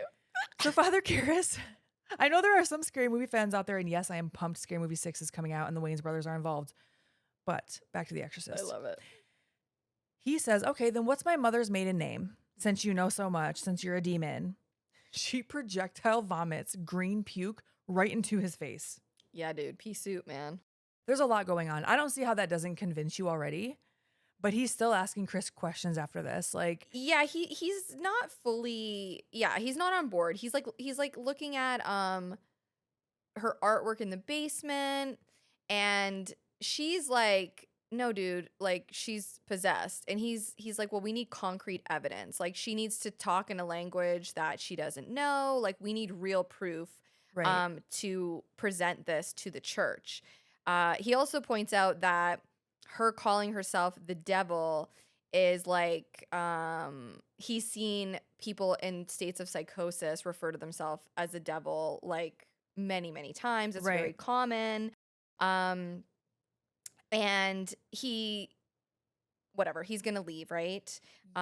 He thinks that Reagan should be institutionalized. And obviously she looks really desperate. But before he leaves, he asks her if Chris told Reagan that he was coming. And she says no. And then he says, did she know my mother died? And Chris is like, yeah. Well, I knew your mother died. And he's like, no. Did Reagan know my mother died? And she's like, no. And you can see him kind of looking at her like, oh shit, this could be something. And Chris is kind of like, why? And he's just like, I gotta go. Yeah, it was nice. Chris did clean his shirt for him. I will say that. Yeah, That was she was nice. like ironing it for him. Yeah, after Reagan puked all over it. And the fucking detective is watching this, by the way. He's outside lurking. Of course. I love how I'm rolling my eyes. It's his literal job. And I'm like, I know, me too. I'm like, go away. Nobody needs you. So Father Karras, we do cut to him listening to recordings of Reagan before she was possessed. Mm-hmm. So he's trying to hear what's going on. So he's invested now. Mm-hmm. Like he wants to find out what's going on. But Mhm. I was surprised that he was asking Chris, like, oh, did she know I was coming? Like after what you saw, I'd be like, oh shit. I think it's because I think it's very, very important that he's having a crisis of faith. Yeah. I think, and also remember his mother just died. Yeah. So I do think he's like, he doesn't believe that shit anymore, Mhm. you know? And we see him struggling even at church. We see him breaking bread and he just looks pained and he looks confused. Mhm. But he does go back to see her. Yep. And you're right. He brings a tape recorder and she turns and looks at him and says, "What a beautiful day for an exorcism." Mhm. And, you know, Father K kind of laughs at that. She tells him that the exorcism is going to bring them together. And he's like, "Who, you and Reagan?" And she's like, "No, me and you." So Mhm. the demon and Father K, Yeah. essentially. I mean, that part's definitely foreshadowing. Yeah, absolutely. Absolutely. So yeah, he's now setting up his own recordings. Mhm. He already heard the tapes of Reagan normal or before she was possessed. So now he wants to compare them to what he's hearing now. Reagan keeps fucking with him, or I guess Pazuzu is fucking with him, opening drawers, starts speaking a little bit of Latin or some type of different language. I believe it's Latin. He starts pouring what looks like holy water on her. Mhm. He's throwing it on her and she's screaming, "It burns, freaking out. He's trying to get the demon to say its name. He doesn't know it's Pazuzu yet. Mhm. And this is interesting too, because I know that is part of the lore. I know we talked about this when I was like, I hate saying the name, Mhm. but also a lot of that lore, I guess, or whatever you want to call it, the belief is knowing their name gives you power over it and can Mhm, like mhm. release it or whatever. Right. So I guess saying his name isn't a bad thing, but I don't know. I get why it makes you uncomfortable. Yeah. But he's trying to get this demon to say its name. Of course, it will not. And we end up cutting to Father Karras having a drink with Chris after Mhm. in the house. And he's telling her that wasn't holy water. It was just tap water. So now you're like, oh, wait a minute. Why was the demon selling it? Right? Yeah, and I think it's very interesting. This demon's very smart, right? Like Yeah. he doesn't want Father K to like believe that, right? Like didn't think about I that. think he's just like the demon's like fucking with him. Yeah, that makes a lot of Big sense. time. Because Chris is now like, oh my gosh, like she killed Burke. Reagan pushed him out the window. Oh yeah. Mm-hmm. So later, Father Karras is listening to the recordings when she was being quote unquote burned by this holy water Yep. and realizes that she was speaking English, but it was backwards. Yeah, he's consulting with someone. I didn't Mhm. quite know who that was, Me but he neither. knew right away. He was like, "Oh, that's not Latin. That's English." That's English. It's just backwards. It's just backwards. I was like, how did you know that? I know. I was like, "Damn, man, this guy's quick." Or maybe he just knew it wasn't Latin. Yeah, maybe. I don't know, but he does point out that it's English. Yeah. So, but it turns out he is saying, the demon is saying, "I am no one. Fear the priest. Oh, Merrin, Merrin, Merrin." He's Mhm. saying this all backwards. Right. And they don't know who Father Merrin is yet. They do not, but the demon sure does. Sure does. The phone rings, startles the shit out of Father Karras, which again, that was a rifle shot. And yeah, which every time that happens, I'm like, oh God. I kind of want to watch it back now to notice, but I also kind of don't. You should. It's like once you know that, you're like, man, that was probably a really fun set. And then it cuts to him going back to the house. Mm-hmm. And I think this is so cool. The house now, it looks like shades of blue. Mm-hmm. It's really dark and it's really cold. It's freezing in this house. Now, another thing to note, it was freezing on the set. Of course it was. So all of the people working on set are wearing these big warm coats, and all of the actors, including Linda Blair, are in, clothing that is not warm. Right. And the like, think about that. Acting for hours on end in a freezing cold studio where it's so cold that you can see your breath. They're like, we're going to make you all be method actors today, whether you like it or not. Dude, crazy. Yeah. Yeah. So yeah, her room, of course, is freezing in real life, apparently. Mm-hmm. And they check out her stomach. Yo, her face is even worse. Oh yeah, it just keeps getting worse and worse. Yeah, and Sharon is like frantic. She's like, you need to see this. Chris or Sharon? Sharon. Oh, okay. Yeah. And so, yeah, they show her abdomen. They're Yep. checking out her abdomen, and we see the words "help me" appear in like raised bumps. Yeah, on like her embossed. Skin. Yeah. Embossed. Yeah, that's a good word. I Yeah. feel like I never see that word except for like on Microsoft PowerPoint. It's embossed. Embossed. The sound effects are so scary. They're so loud, and that plays into it too. Dude, it's so like it's like it makes you feel really uncomfortable and like disturbed. It's jarring, it's unsettling. Yeah, unsettling. And so now Father Karras is going to the powers that be to try to get this exorcism approved. He is now convinced. Oh yeah, man. He's like, I want to do this myself. Like, I'm going to do this. And the priest that he's talking to is like, you know what? I got a suggestion. Let's call in Father Merrin. Father Merrin has experience, and I don't think you should do this shit by yourself. Yeah. And Father Karras is kind of like, okay. So then this priest goes to consult with another priest, and they're discussing Father Merrin. And the one guy is like, yo, isn't he too old to be doing this? And the priest is like, well, he's young enough to be running around digging up tombs, right? And he's just like, and he's got experience with this shit, man. Like 10 or 12 years ago, he performed an exorcism in Africa. Yeah. And it took like a month. It took a month and it almost killed him. Yeah. And he's like, so you know what? Let's bring him in. And they send a telegram Love it. to Father Merrin. Also, Father Karras had to kiss this priest's hand before he left, which Yeah, that's definitely in the priesthood. I don't like it. It just feels very, whatever. I'm just going to move along. No, I get it. So yes, now we get that iconic shot of Father Merrin getting dropped off in the taxi and walking up to the house through the fog. No music though. Nope. I was surprised when I watched it back. The iconic theme is not playing here. I think it's so interesting how our brains do that, how our brains misremember things. Interesting how our memories sometimes combine things. I know. But that is also in this action figure. You can see that iconic shot of Father Merrin right there. I have the poster, the cover, that iconic shot. I just haven't had it framed yet, but it's going up on the wall. Hell yeah. Yep. So the cab pulls up, he gets in, and Reagan, we also see a flash of Reagan's like crusty ass face, and she's growling.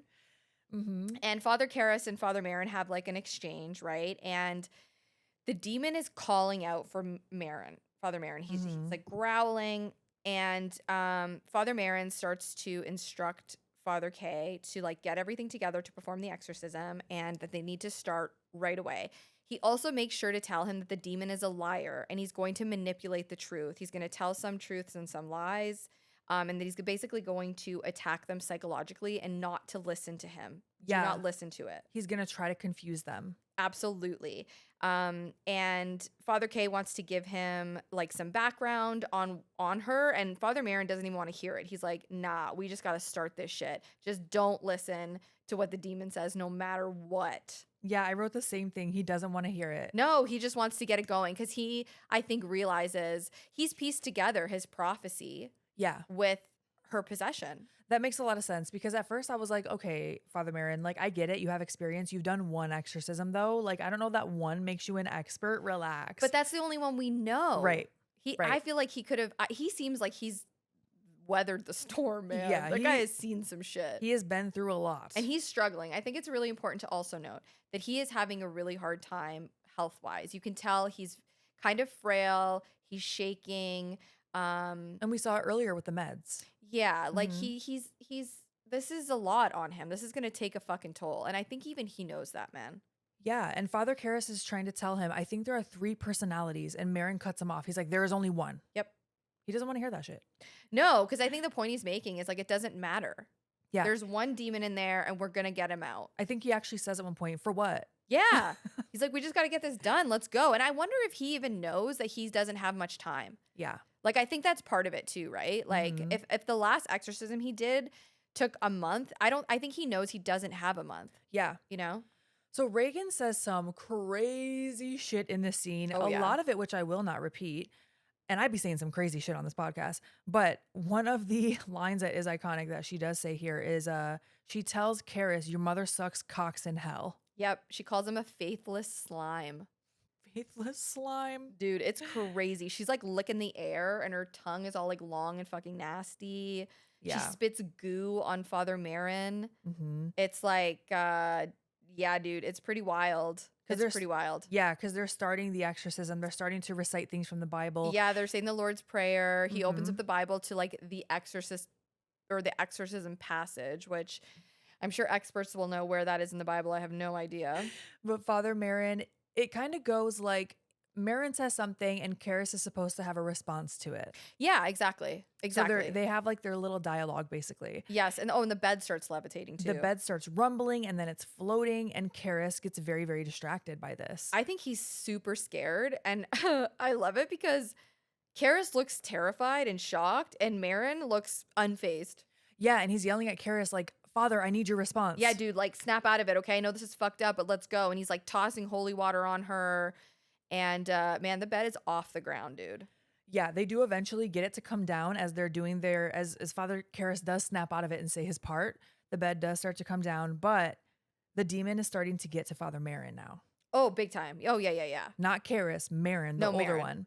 Yeah. He's sweating. He's covering his ears. That's when I was like, oh shit, it's about to go down. Because I think he's like giving so much of his energy. I think I think it's more of his health. Yeah, it could be. Because I think with Father Karras, it's psychological. And with Father Merrin, it's physical. I could totally see that. So the two of them together, like that's it's a lot. that's a tag team. Yeah. I think I assumed it was part of the demon getting to Father Merrin because he started covering his ears.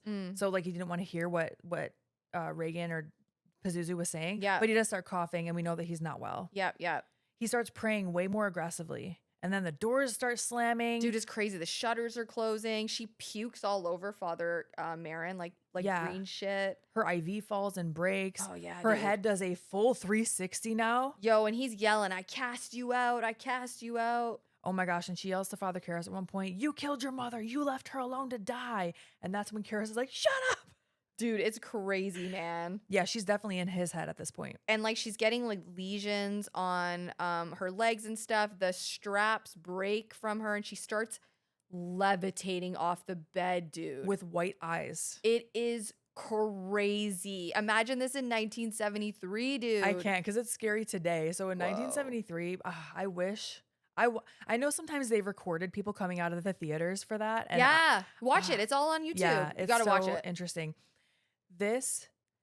They start yelling, the power of Christ compels you, which is so funny because I woke up to that this morning. I was watching it at like 7 o'clock in the morning.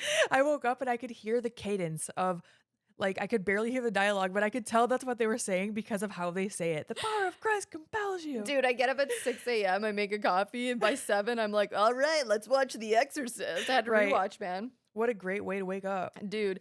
So yeah, she's levitating.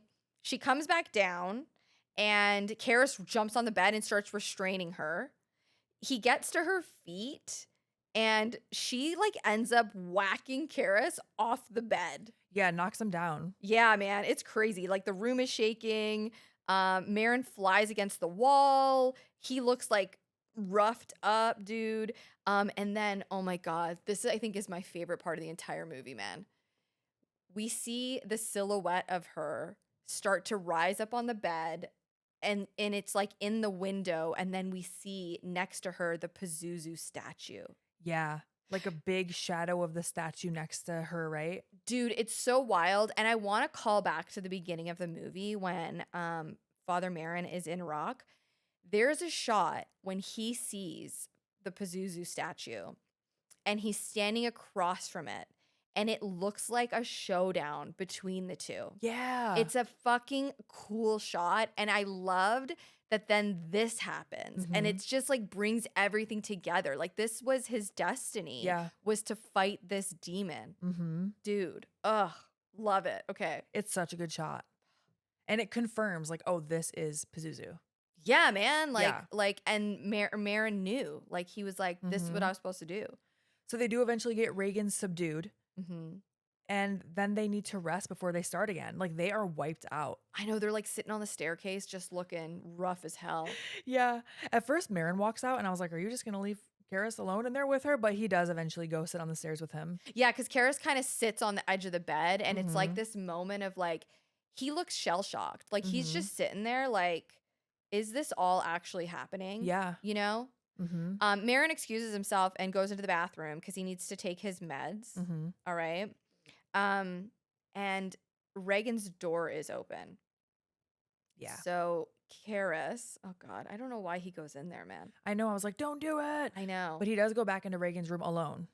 Yeah, and he sees his dead mother in her place on the bed. Mm-hmm. And then it turns back to Reagan. Yeah. And he grabs a cloth, you know, Mhm. because he knows inside of that is a little girl. So he starts dabbing her face. You know, she's pretty sweaty and nasty, right? Mhm. And then the demon starts talking in the voice of his mother Mhm. and starts saying exactly what the mother said to him earlier in the movie. Like, Demi, how could you do this? Yeah. How could you do this to me? And he's like, "You're not my mother." He starts beating the shit out of her. Yeah. He jumps on top of her and just starts pounding on her. Crazy. I'm like, whoa. That's a child. I know. Like it a was child's wild. body, at least. And he's like ground and pound, man. The boxer came out in him. It was like in a wrestling match. He like jumped him from behind. Boom, I boom, know boom. he had like a Luthez press on top. Yeah, Luthez. I wonder if that's why they made him be a boxer in his background. Was it because I don't know. He's like, because he's got to get some shots in. We got to explain why he knows how to punch. But that is crazy. But he obviously he does. He loses it. Yeah, yeah. And- Rightfully so. I would too, man. Yes, but also I'm like, oh my gosh, I don't know. That's a child. And she looks more fucking wild than before. I don't know how it's possible, man. She's looking even crazier. Yeah. Her eyes and shit. It's her hair, everything. Yeah. It's wild. So Merrin comes in. Of course, he makes Father Karras get out. Like, you gotta go, buddy. Yeah, time to leave. He starts saying the is it called Our Father prayer? Yeah, yeah. Okay. The should know Lord's that. Prayer. The Lord's Prayer, Yeah. yes. Yep. At her bedside. Mhm. And then Chris is asking Karras if Reagan is gonna die. And that makes Karras go back into the room. Dude. Okay. I gotta say, this shot of him walking up the stairs, they just hold the shot while he Mhm. slowly climbs the steps. And you can like feel the tension and this like foreboding, eh? Like it's just Mhm. like, I just think it's so good. Yeah. Oh, I loved it. Okay, anyway. But he walks into the room and Father Merrin is on the ground. Oh, yeah. He did. He is dead. But Father Karras does try to revive him. He can't. Yeah, he's trying to perform CPR on him because Father Merrin kind of is like collapsed over on the bed. So it almost looks like he died in the process of praying Right. on Reagan, right? Right. Yeah, and he starts like, you know, trying to give him, what is it, like CPR basically, Yeah. right? Like smacking his chest and Mhm. shit. But he's dead. And then Karras really loses his temper again. Yo, Reagan is on the bed, like with her hands up to her mouth, like a little kid going like, Yeah. like laughing. It's so scary. It's so scary. But he starts beating the shit out of Reagan again. Yo, he jumps on her and is like basically telling the demon, like, take me. Yeah. He's like, take me, as he's like beating the shit out. Take me. And you can see in his face that he becomes possessed. Yeah, dude. So the demon's like, all right, say less. He goes to choke Reagan then after he's possessed, after Karras is possessed. He goes to choke Reagan's body.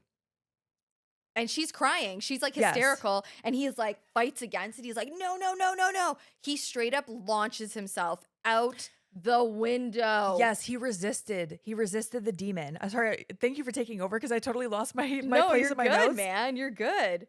But it's so creepy. You can see his face changing, like he's fighting it. And yes, yeets himself out the window. Dude, all the way down those stairs. Bum, bum, bum, bum, bum. Dead on the bottom. It sounds like you're calling a match. Da da da da da. Boom, And bang, then bing. bing, bum, bum. Okay, so Reagan is in the corner and she's just crying. She's sobbing, right? And we see the priest. We see Father Karras, dead zone, He is dead. bottom of the stairs. All right. Reagan looks normal again. She does. The detective can't make sense of anything he's seeing, right? Like because he comes into the house, like he comes there and he's like, what the hell is happening? Yeah, they burst into Reagan's room. Yeah, and it's like, I don't know how you would make sense of that. No, and Reagan's just in the corner sobbing. Karras, I don't think he dies right away. No, he's still alive. Yeah, because Yeah. another priest does go up to him. Is it Father Dyer? Father Dyer. Yeah, he does. He goes towards his friend and he reads him his last rites and he's crying and he's holding his hand. And another important little fun fact about the scene, Father Dyer was a real priest. Okay, he's not an actual actor. Really? He was a priest. Yes. And Interesting. yeah, I think he was friends or close with Friedkin. I think that's how he got involved. Okay. Or maybe Blatty, one of the two. In any event, he couldn't get himself emotionally to where he needed to be for that scene, Mm-hmm. right? So Friedkin was like, this is how he describes it. This is how Friedkin describes it, okay? He's like, dude, all right, you know that I love you. We're best pals. Like, you know that I love you. You're my friend. And I want to, hold on. The guy's name is, the priest's name is Beep Boop, William O'Malley, okay? Okay. William O'Malley is like, yeah, man, I know that you love me. We're buddies. Like, we're friends. And he's like, Friedkin's like, okay, great. Fucking hauls off and whacks him in the face and then pushes him forward and says, action. Imagine he just turned around and beat the shit out of him. Dude, and that's where those tears came from. That's where that emotional reaction came from. Oh my gosh. There's so much in this movie that I feel like I have to look back on in a different light. Dude, Oh my gosh. that's Wow. crazy. He is not joking about his method acting. No. Oh my gosh. Yeah. Yeah, Mhm. I would be fighting him. No, it was crazy. I know. know. It's so crazy. Like getting hit in the face, it just Even if it ignites- doesn't hurt you. it ignites a visceral reaction. Yeah, I and feel your like eyes would water. Your eyes would water, and I feel like if I got hit in the face, my arm would just go out, like Same. as a reaction. Oh my God, 100%. Oh my gosh. Yeah. Oh my God, when I get hit in the face in a match, even when it's by accident, there's a split second of where I'm like, You know when you see someone get slapped and they immediately slap back? That's me. no, I know. It's like you just can't help it. Like Yeah. you're just like, It's a "Oh, reflex. It's a reflex. Yeah, yeah. Anyway, so we cut to the daytime, Yeah. and Chris is packing up the car, and it seems as though they're moving out. All of the furniture has sheets and stuff Mhm. over it. And Chris, asks Sharon, like, are you sure you don't want to come with us? And Sharon's like, nah, I'm good, which I totally understand. Yeah, and I also totally understand why. Well, I guess Chris and Reagan were moving because the movie might have been over, but I also was thinking like, oh yeah, I'd be moving too regardless. Well, and also earlier in the film, they weren't planning on moving yet because their home in LA wasn't built yet, and they Right. had sold their original home. So I'm guessing they're going to Europe because she does talk about taking Reagan all around Europe. That's true. yeah, Yeah, but I'd be getting the fuck out of that house too. absolutely. I ain't living in that house. You kidding me? And we see that the window's like boarded up, Yeah. right? And then Sharon finds the coin or the necklace, the pendant. The pendant, yeah. Yes. St. Joseph's pendant. That Merrin brought from Iraq. Chris is telling Father Dyer that Reagan doesn't remember anything, Mm-hmm. which thank goodness. I know. Reagan sees that he's a priest when he comes outside. She notices I forget what it's called. His what like they wear. collar. Yeah, the Yeah. collar. And she hugs him and, And gives him a kiss. yeah, on the cheek. It's so sweet. So It's almost like she could see that he needed like comforting. Yeah, I was wondering. So I was wondering what that meant. I was thinking maybe something deep down inside of her does remember and she's thankful to the priests. Yeah, maybe. I don't know. Or like she knew that Father Dyer and Father Karras were really close. 'Cause Maybe. they were buds, man. Mm-hmm. Mm-hmm. Yeah. So before they drive away, Chris tries to give Father Dyer the pendant. Yeah. But he's like, no, you keep it. I was like, oh, like, I don't know. I don't know. I thought maybe something was going to come from that. I don't know if it does in a different, in like part 2 or part 3. I haven't seen those. I don't know. But Father Dyer then sees the detective coming to the house, but he just missed them. The detective just missed them. Mm-hmm. And then they have like a casual conversation. They walk off to get lunch. They show the window being boarded up, or that the window was boarded up. Oh wow, this is different from this is totally different. It's a different ending. Okay, I don't think it's completely different ending, but I didn't see that part. Okay, because I have questions about this part. Okay. It confused me. I was surprised at how this ended. Okay. Because yeah, they walk off to get lunch, and the detective says the same line to Father Dyer that he did to Father Karras earlier about like, hey, I got tickets to the show. Do you want to come with me? And then they pan out as they're walking down the street, and it kind of shows that boarded up window in the corner, and then the music starts playing, and I was like, oh, that's how it ends? Okay, dude. The one I just watched, Father Dyer walks down the street to the bottom of the steps. Like we see the boarded up window behind him, and then he stands at the top of the stairs and he looks down the stairs, and then it cuts to the end. Oh, that's way better. Yeah, I'm very confused about this detective situation. Yeah, I definitely was not dreaming. I saw that. So it is one of the endings, and that's how it ends. The one that I saw, and I was like, "Oh, that feels kind of like when he was like, no, you keep the pendant." I was thinking we were going to see a flash of Pazuzu again, either with Father Dyer or with Chris and Reagan, with something that had to do with keeping that pendant. Yeah, dude, it's a different ending. That's crazy. Oh my God. When you started talking, I was like, I I could was like see it. staring at you and I was like, wait a second, I don't understand what's happening. I could see your eyes glazing over, and I was Yeah. like, I'm looking at my notes like I'm reading this right? No. Yeah, I guess it's the extended cut has got a different ending. And I did not like the ending that I saw. I like that, what you just said. It just ends on Father Dyer staring at the stairs. Yeah, I liked the ending. I thought it was good. Yeah, I mean, but it's fine to have alternates, I guess. It is much better when you know you're watching an alternate ending. Yeah. Because I did not realize. Yeah, I just like I love that we both watched different versions of the movie. That you saw the extended director's cut and I watched the theatrical version. I think that's like because we're coming at it seeing it a little bit different, right?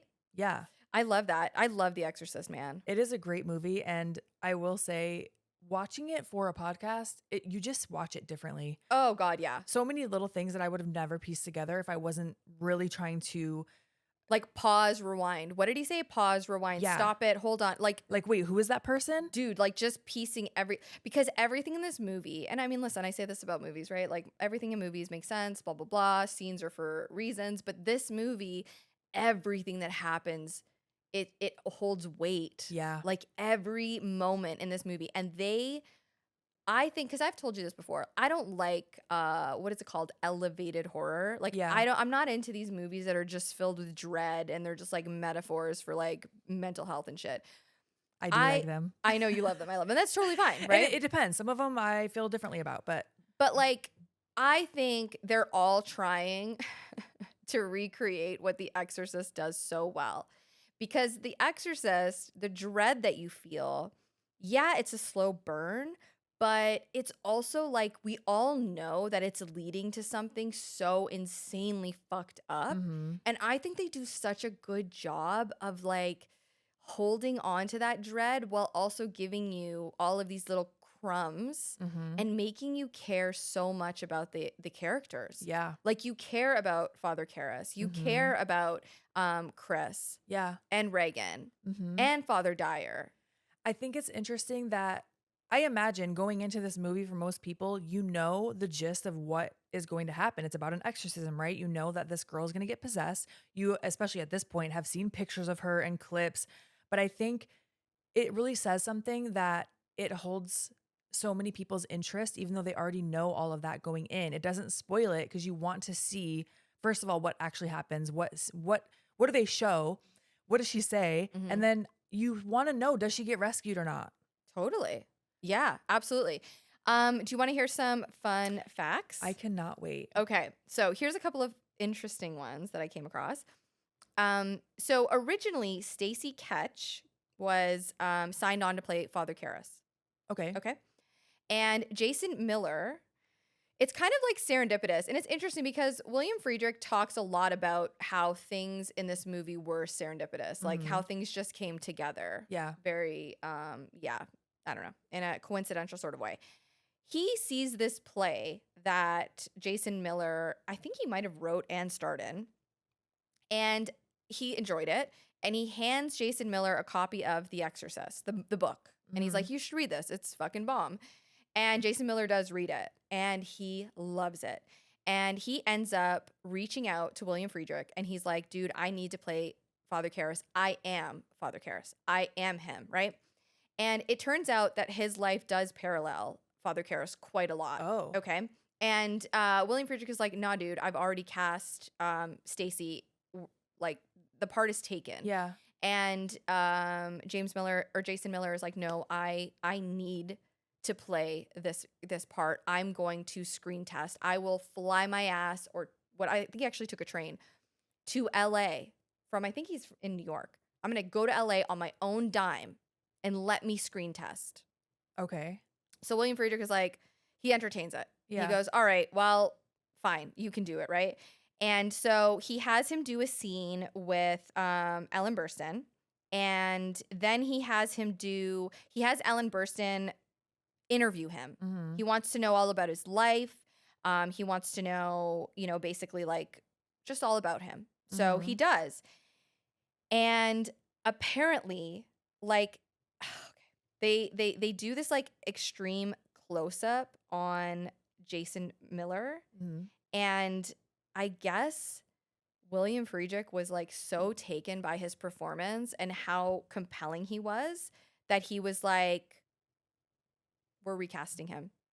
Wow. And he convinced Warner Brothers, I believe it was Warner Brothers, to pay Stacy Keach's entire contract off Oh, thank goodness. so that so basically that he could recast him. I was going to say that's amazing for Jason Miller, but I also feel really bad for Stacy.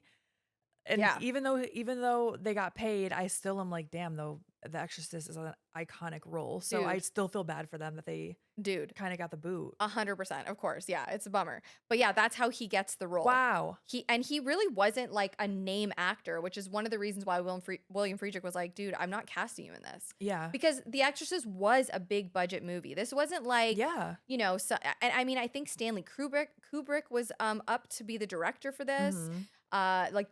There are other actors that were considered for the parts. I want to say Jack Nicholson might have been considered. Mhm. Like, you know, this was not like some indie movie. This was a huge budget movie. So they wanted names. They wanted people they could rely on. Yeah.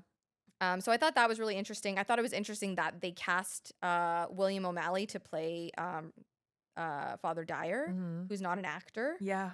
I mean, the way that Friedrich explains that whole scenario where he slaps him and gets him to do the scene and then they hugged afterwards, I'm like, I'm sure that's how it went. Like, I'm sure, right? And there was a couple of other fun facts. I do wonder. I read that eventually they did actually have a real priest come on set and bless the set because weird things were happening. I don't know if it's true or not. So I'm wondering if you had read that. Dude, I'm so glad you brought that shit up. Okay. So you want to hear some like wild stuff? Yes. Okay. So it took a year to shoot the movie. That's a long time for a movie. Yeah. Okay.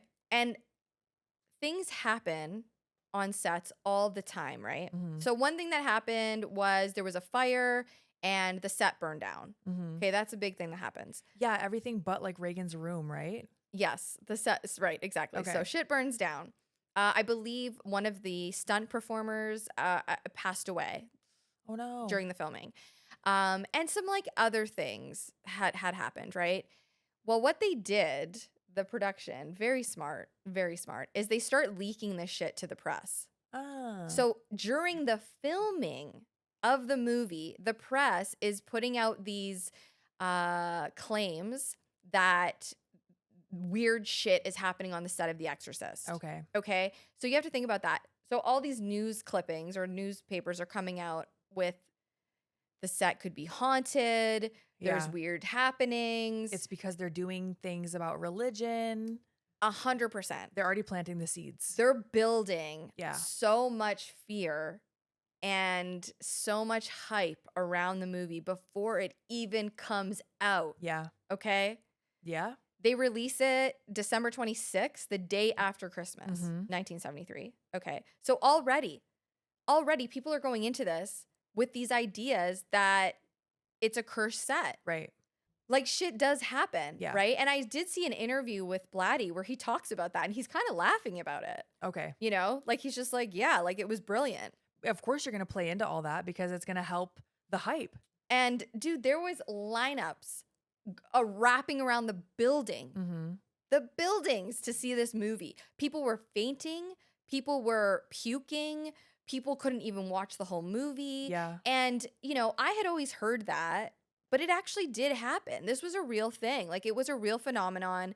People, I don't think had seen that type of display of evil in a movie. Yeah. Like I don't think they had seen it to this caliber, and also because of all of the seeds that had been planted over like the course of a year, right? Yeah.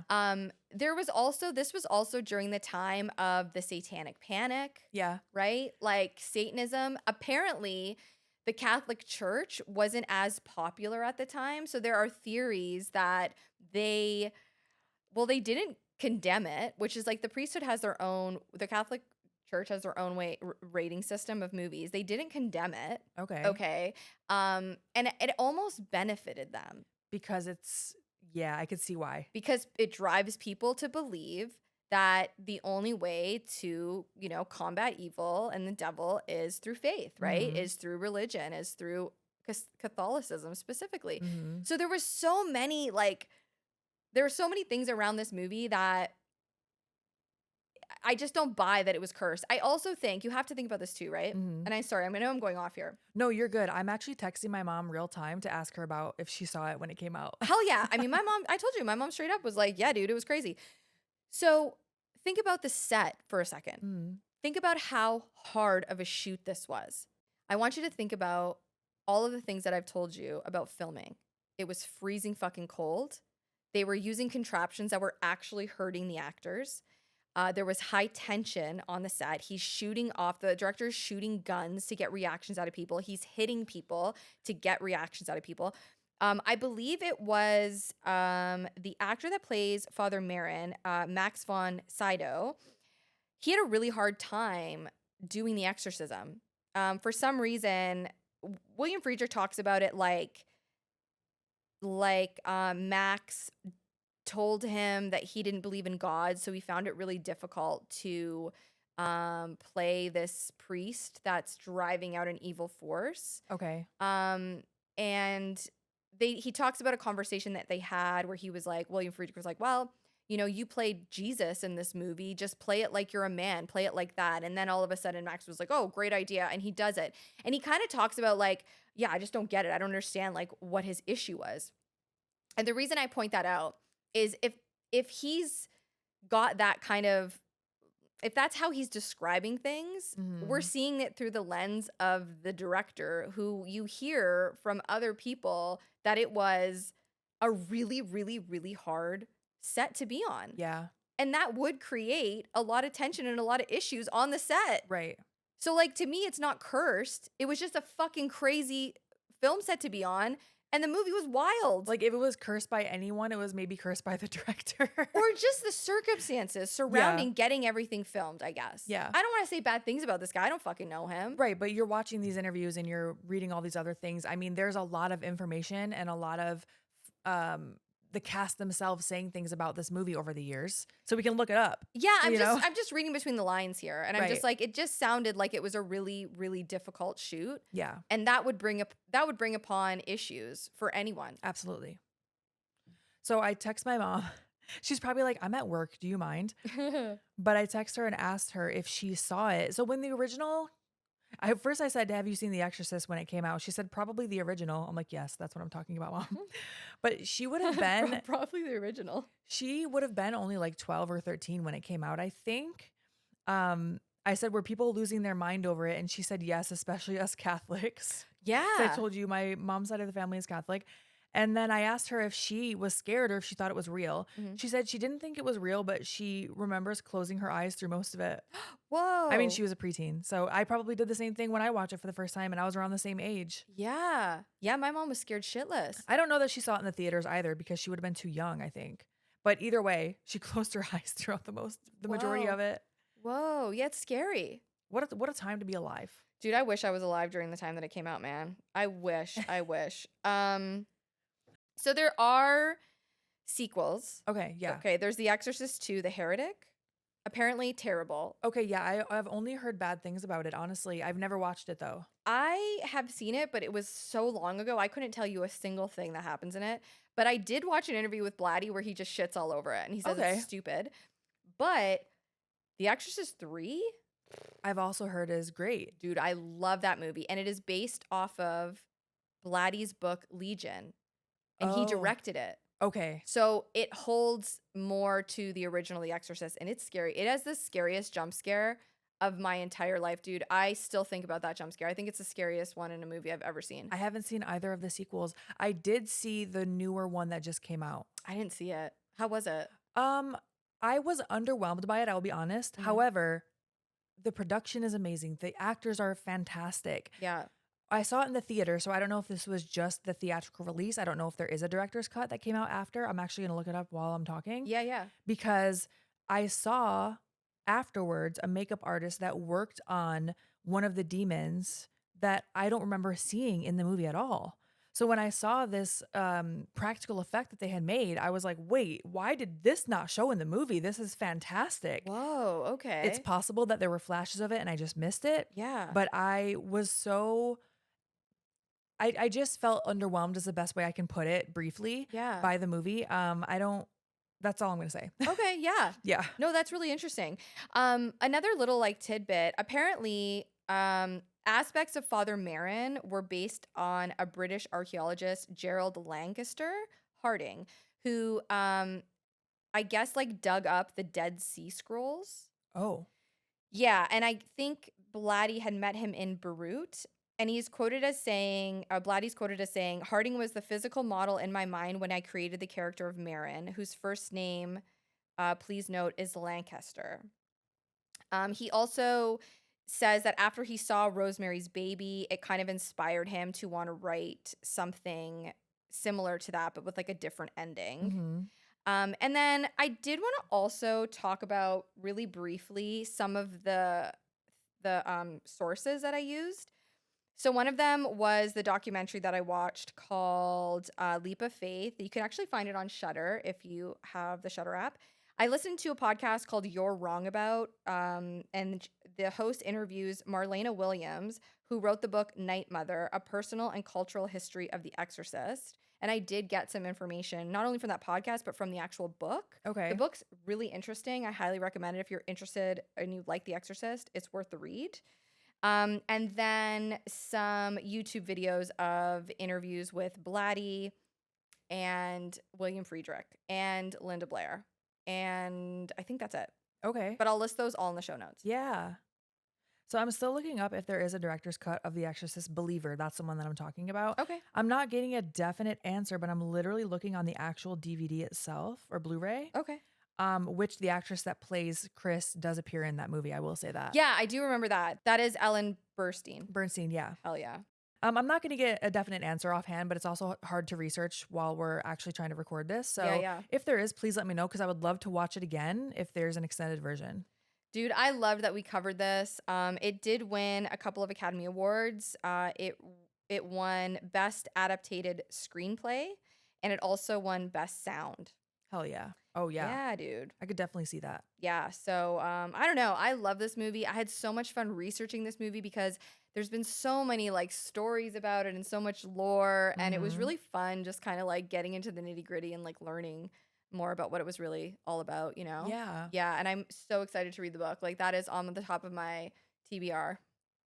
Yeah, I'm glad that I like that you did all this research and it also helped you form an opinion of like, you know what? I don't know that all of this was real. It might be a lot of lore, as we like to say. Yeah, a lot of embellishments, and what a Yeah. way to sell a movie, man. Oh, I think that's genius. Yeah, like mass hysteria, people passing out in the theater and shit. I think it's crazy. My mom talks about it like it was just a wild time. I can only imagine if you go in thinking that this is based on a true story. Whenever I see a movie is based on a true story, I'm automatically like, oh, fuck. Dude, I thought the Texas Chainsaw was a real story for a long time when I was young. You know what? I might have too. Yeah, because it was loosely based on like Ed Gein. Like a lot of horror movies were, yeah, for sure. Exactly. All right. Well, please let us know your thoughts. Is this for a lot of people, this is their best horror movie of all time? Dude, it's up there as one of mine. Yeah. It's definitely in my top 10. It has to be, dude. For sure. It's like, yeah, it has to be. You're obligated to put it in your top fucking 10. Exorcist, man, dude. It's like, yeah, the best. Please follow us on our social media at Chainsaw Girls Pod. We have Instagram and TikTok. That's what we use most of the time. We also have a Patreon now, which we've been doing extended versions of every episode. We do bonus episodes. We do Patreon shout outs to our top tier, which we're going to do in a moment here. I also wanted to say, this is kind of a sidebar, but while you're pulling up the names, you mentioned something about how it was so satisfying how everything in this movie, like most movies should, you know, it is for a reason and it all comes full circle in the end, and questions are answered and things like that. And it just reminded me, I talk about that a lot when it comes to pro wrestling. That is, I know this is kind of like so random, but that's one of the things that drives me crazy about pro wrestling is that so often things do not come together in the end or make sense because it's all being done on the fly and things are not thought out too far in the future. I know, it makes And me mad too. Imagine how much better wrestling storylines could be if they were actually planned out like a fucking movie. Yeah, I'm with you 100%. But I'll get more into that in our extended episode of this, or extended version of this episode. All right, let's shout out our top tier patrons. We got Jonathan W. We got Rob V. Hello, Johnny Blood. We got David T. Heather D. Franchise Driller, aka Ryan. We got Josh N, Millie C, Adrian G, Chris S, Alexis T, Adam VL, and James C. You guys have no idea how much we appreciate you. Thank you for being top tier patrons. I stopped dancing in the middle. I was like, you know what? Let me just stop because I don't know what the fuck I was doing with my hands. But seriously, go ahead. If you haven't already, please give us a 5-star review. It really does help the podcast grow. And if you could subscribe to our YouTube channel, that also really, really helps the podcast grow. Okay, bye.